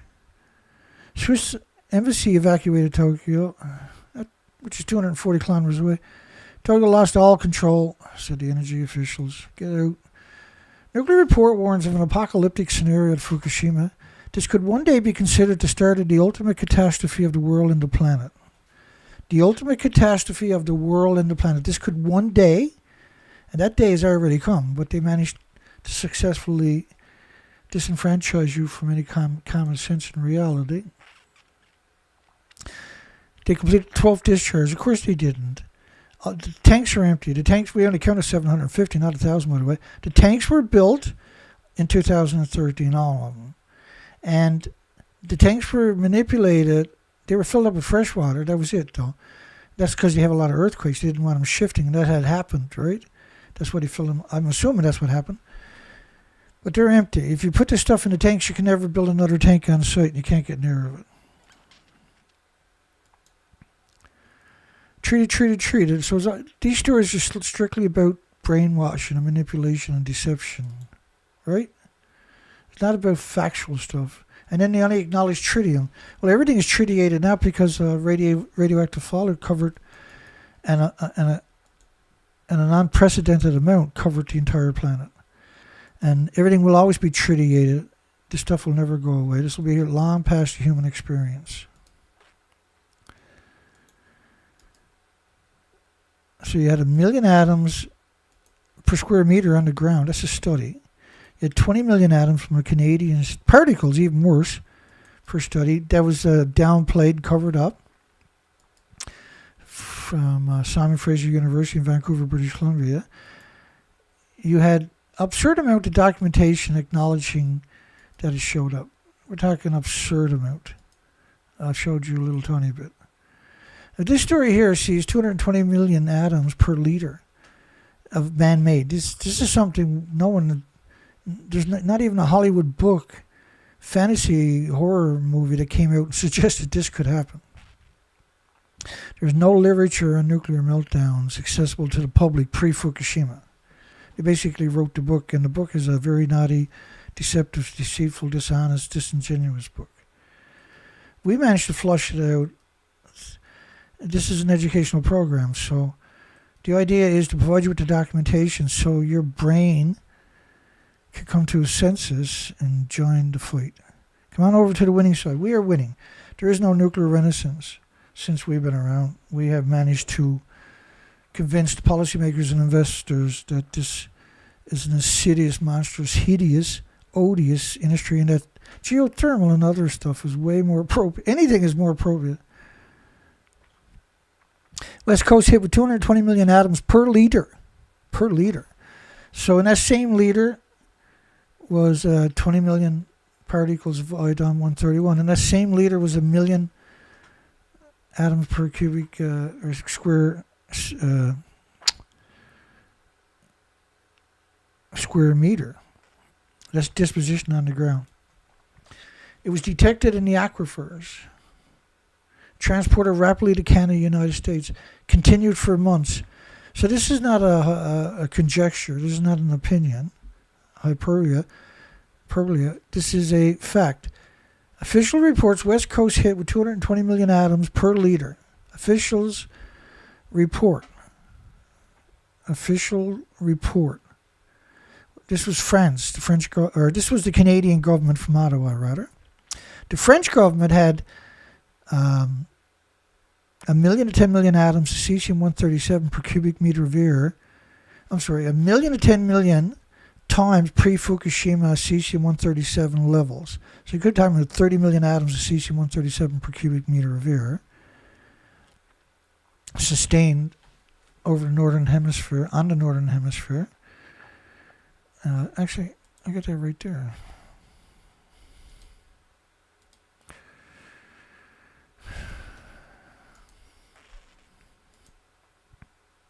I'm not digressing. I'm just making sure I cover the important bases. Now, let me go backwards for 1 second. So the iodine-131, which is confirmed multiple ways, by the way, there's 10 times more iodine-132 and 30 times more iodine-133. And there's 31 times more iodine-129, which is backed up by an independent study. The iodine-131, the iodine-132, which iodine-131 is really effective ionizing, radiating the thyroid glands of every species. But for every iodine-131, and this was particles, this is even worse again. The iodine-132 and the iodine-133 are 9 times more effective than the incredibly effective iodine-131 at ionizing and radiating the thyroid gland than the 131 is, right? The 129, so like think about all these iodines we're talking about, and the reason they're important, same as cesium, because that's a gamma too. That'll end up in your thyroid also. And I'll get to that in a second. And then we'll jump to the next story. The West Coast was hit 220 million atoms per liter of iodine-129 rain after Fukushima per liter. Per liter. With a 15 million year half-life, there's 10 half-lives. That's 150 million years before it loses its intensity. And just because it's from a nuclear meltdown, it doesn't have, like, uranium-238, which is natural. That's why we basically exist, is because that heated up the Earth through the explosions that each one does every second, almost at the speed of light. So 220 million atoms or 220 million pulses of energy almost at the speed of light every second per liter of just that one. But you got the 120, you got all the other isotopes are in the same sample. It's just which single is so strong that it doesn't drown out all the other ones. And then you can do a mathematical equation to extrapolate what the other ones were. And what we're talking about, so let's hit the crux of what we're trying to talk about. So that was xenon-133. Now that'll decay to something else, right? After its first so-called half-life. Same as iodine-131. So you got iodine-131 at 20 million particles per. You got 40 million in a bed of kelp off California in the same time frame. You had 220. You got 132, 133 at a 10 to 30 ratio, respectively. So you're talking about saturating the thyroid glands of everybody and every species, period, long past the human experience, which is certain. Not many people live to be 15 million years old, I don't think. And what that means is radioactive hormones. Now, you can't just have iodines, but let's just talk about iodines 1 second.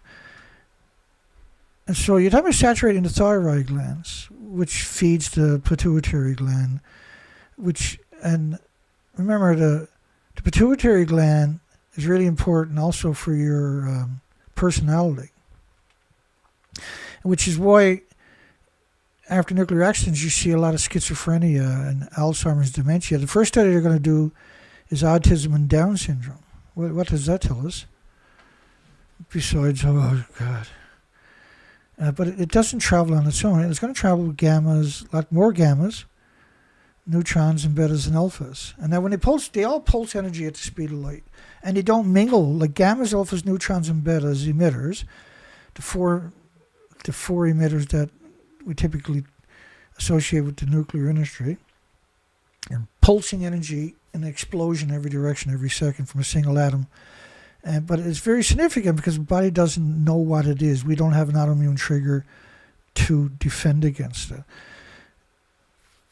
So you're talking about not just the thyroid gland is going to be saturated. You have to assume and make them permanent radioactive hormones for everybody in every species, which is going to wreck the ability to reproduce of all particularly the smaller species. They're going to disappear pretty quick. And they have, right? But you're also going to see radioactive stem cells are going to be the exact same for the skeletons.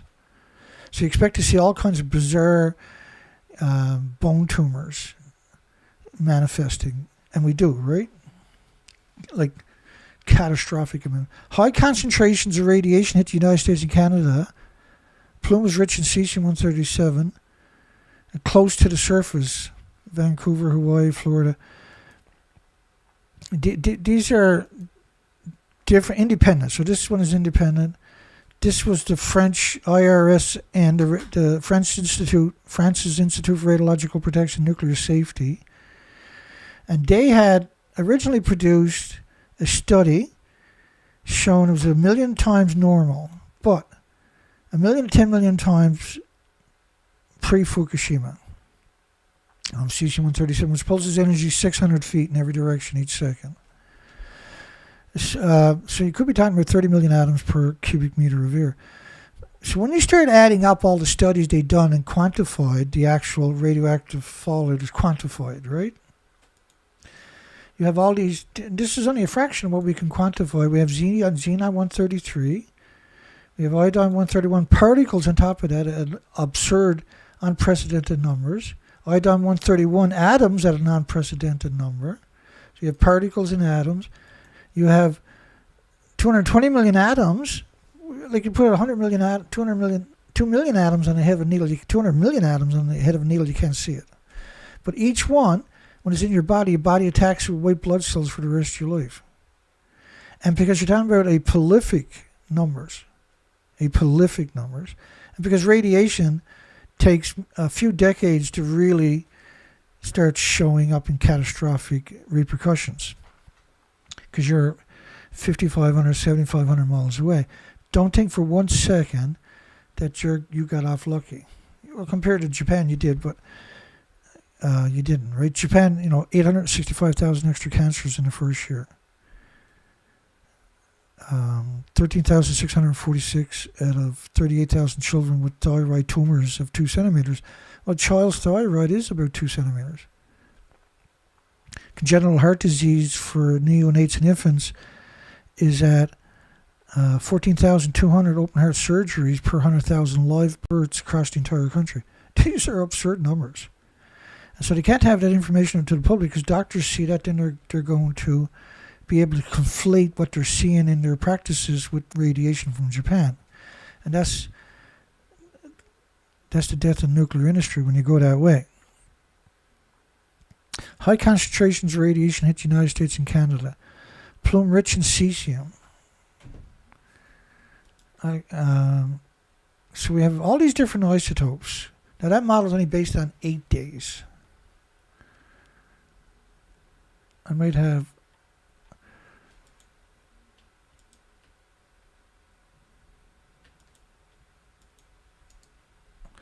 okay, so by the way, cesium heart attacks is notorious for radioactive fallout. You also have Neptunium-239 radioactive fallout. Now that model is based on 20 days. That one's 21. But so what you're talking about over there or anywhere, this Neptunium-239 decays to plutonium-239 in 2.5 days.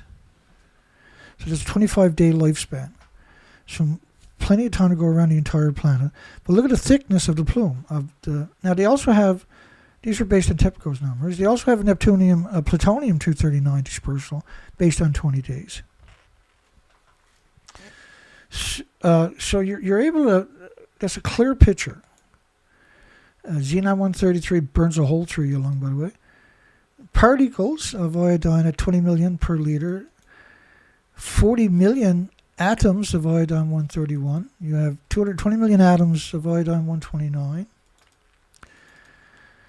Cesium at 1 million to 10 million times pre-Fukushima nuclear meltdown levels per cubic meter of air. You have plutonium, or neptunium, which decays quickly to plutonium-239. It's not going to go away for 240,000 years. And it retains its energy, it retains its energy for its entire legacy.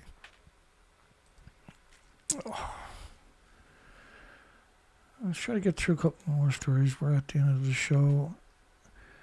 At that point, TEPCO finished its first round. No. Of treated water for 2024. It's a total scam, as I showed you earlier. Radioactive truck visits Newcastle, an anti-nuclear campaign for Australia. Anti-nuclear coming after them. And so the interesting thing about that story was, look at the picture. And that's by Sage Swington, Australia. How come she couldn't get the whole narrative in that picture? Why did they chop on her? They chopped out half a Dutton's nuclear plant. If nobody's too familiar with politics, they won't even know who he is. Per se, right? That's the idea of that, right? Chop out that little tiny piece.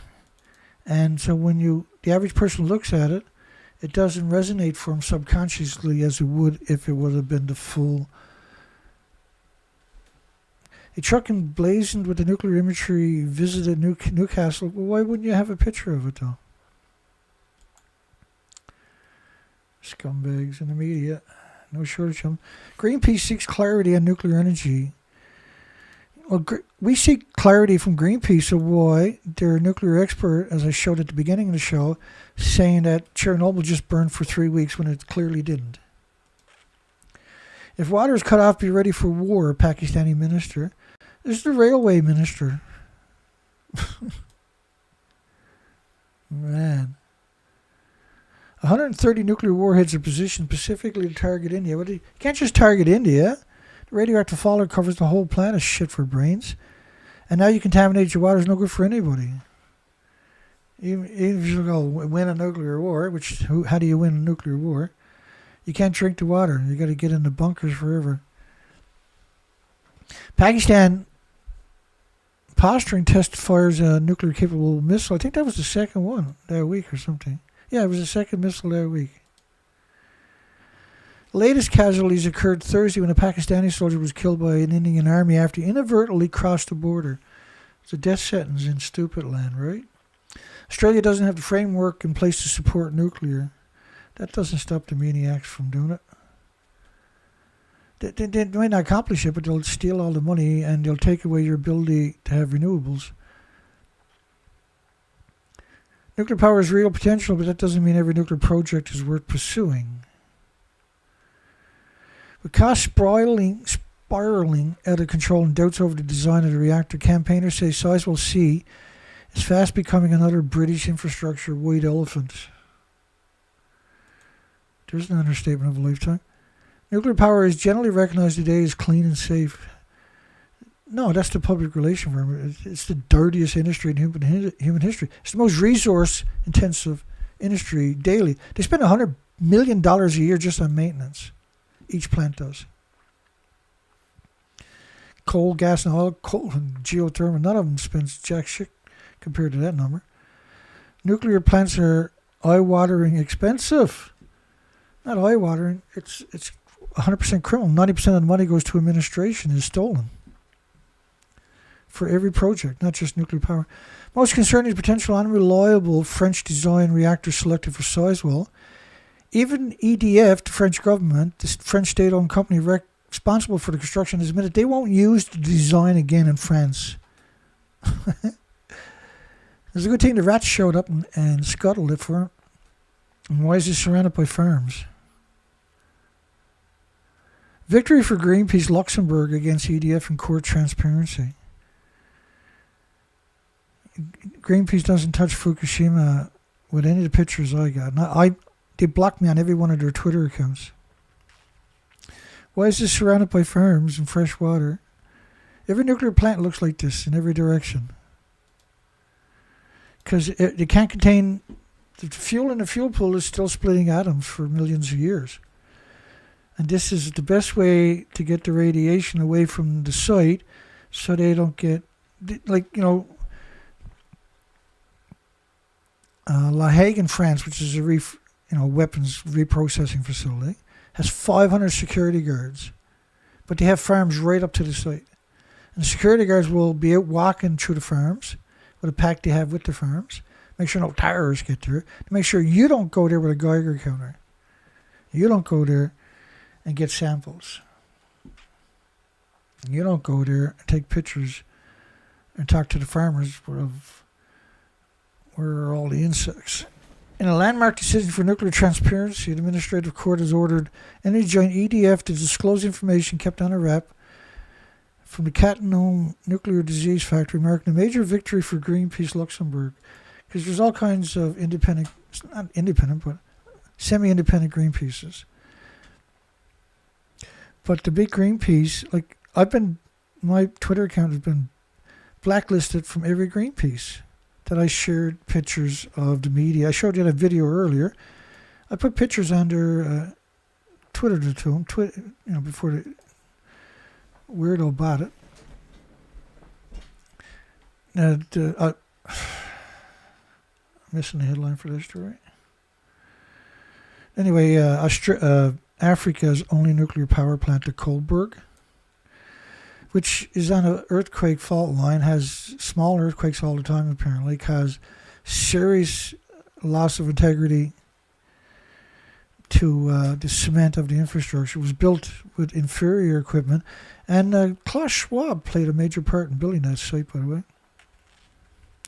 A former monster from the WEF. 40 years of safe. You got to put it there, see?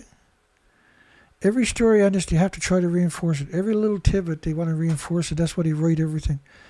Utility was looking at building a small 100 megawatt modular nuclear reactor, small modular reactor.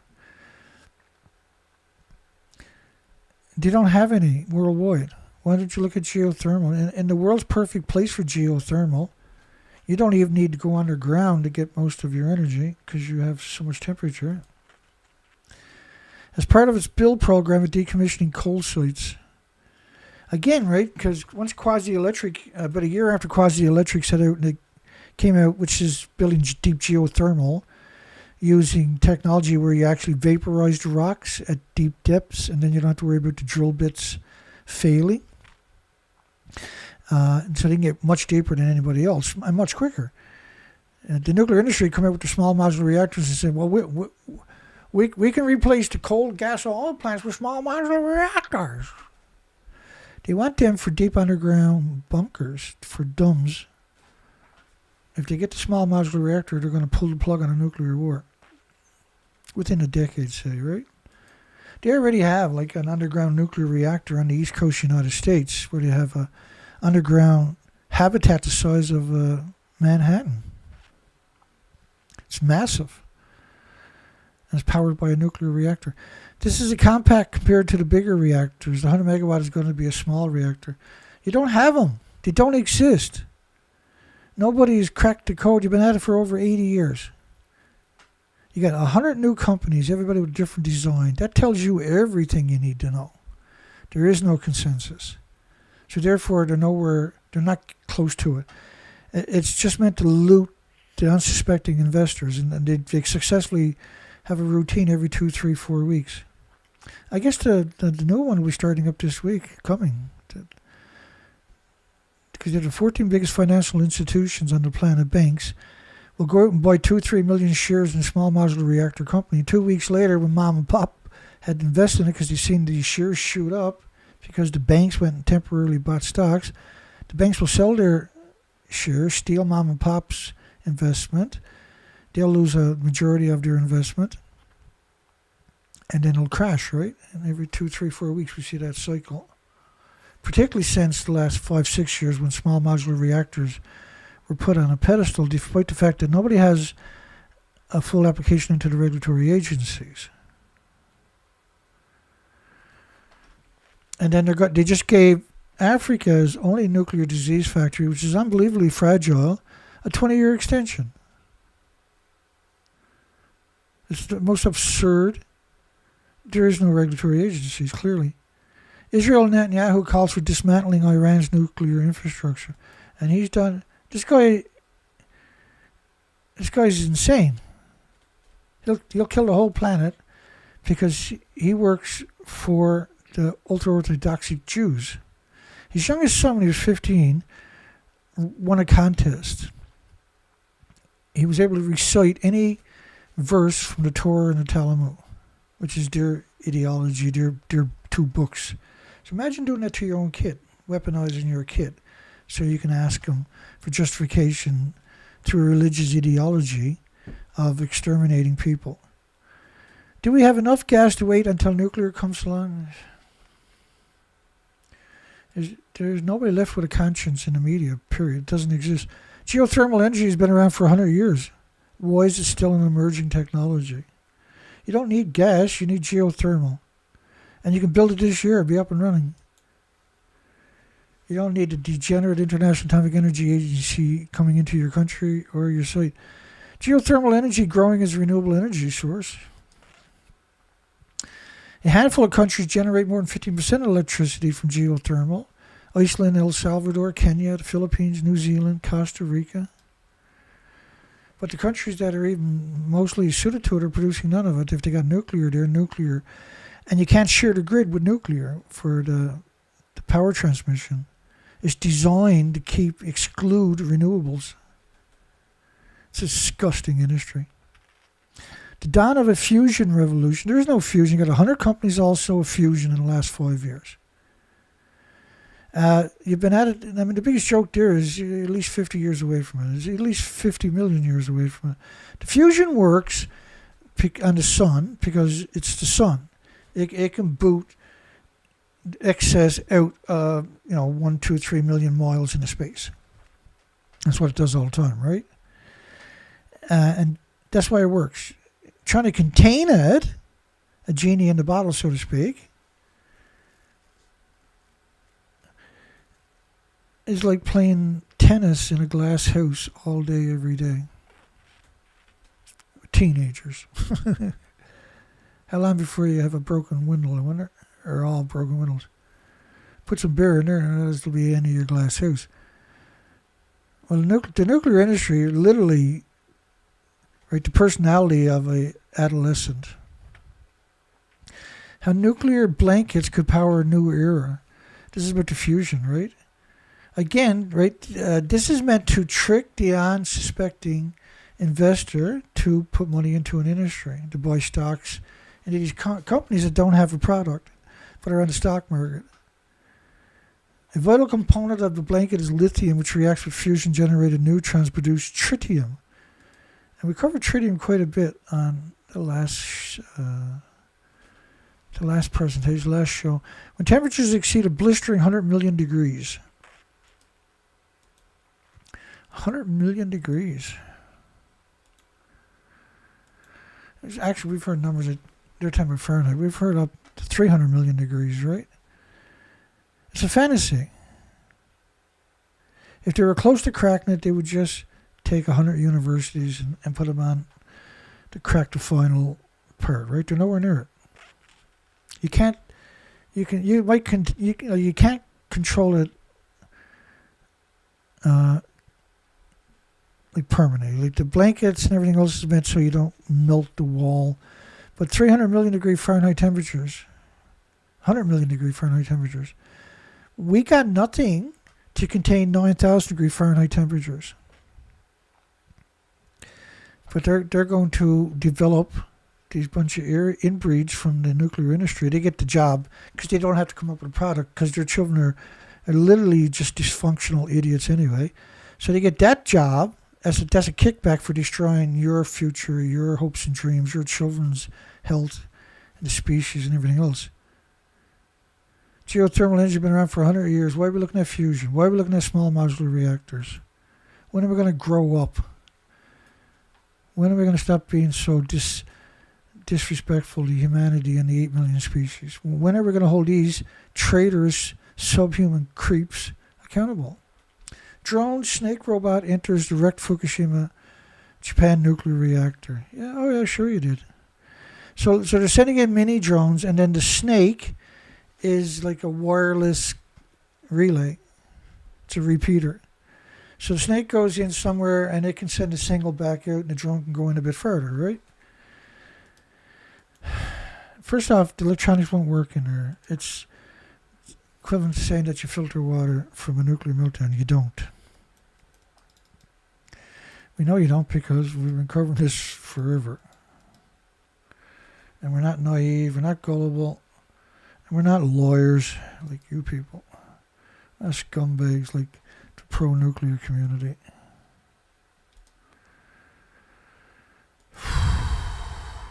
A bit of a long show today, eh?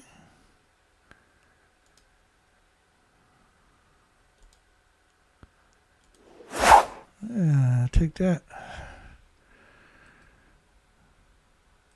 But when I had to get up there to go get the tweezers, man, oh man. Gonna hurt tonight. Very rough on the night. I got some painkillers for tomorrow. Hopefully I'll do a show at a regular time tomorrow night. I done one now because I knew I won't be doing one tonight. I'm busted up. And I was going to do the show anyway, right? Unfortunately. I went out to see if I'm still waiting for a couple of parts to show up. It doesn't matter now because I'm not going to be able to go out and do nothing for a while. It's a nightmare. And James got a really cool song out.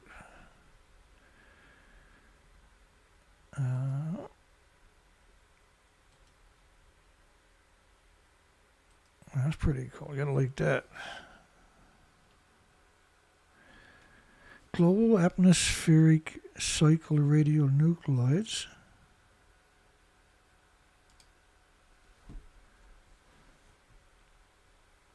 James Lucid. So we're going to play that song. 9 views in 18 hours, man. That is disgusting. That's a fantastic song. I'm going to play it here in a minute. So you can get a vote in. Is Fukushima radioactive fallout worldwide effects several thousands of times worse than Chernobyl? It's like unlimited, as we were talking about at the beginning. And you can watch that if you're joining me late when you get around to it. All right, so I'm going to control the audio on my end. We're just going to make sure we're in 1080. I'll expand it. I'll get my big head out of the way. Don't forget to give us a thumbs up if you make it this far. And we'll see everybody on the next, hopefully tomorrow night. I don't know. We'll see. Take care.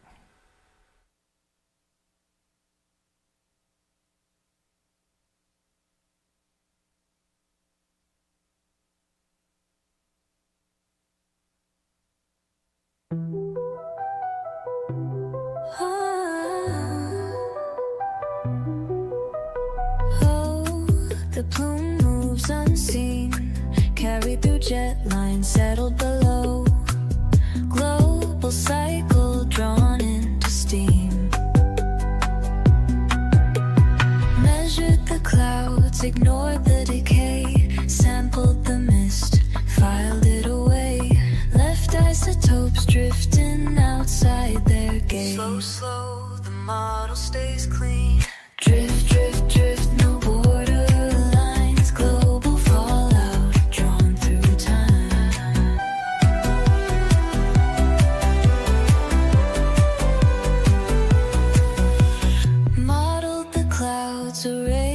Trace, shifted the baselines into place.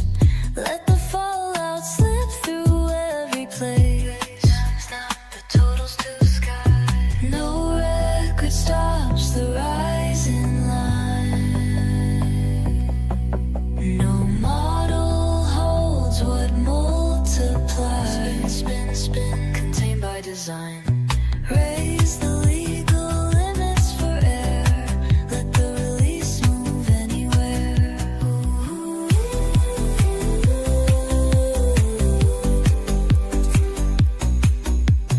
Global cycle pulled through the rain. Still it builds, still it remains.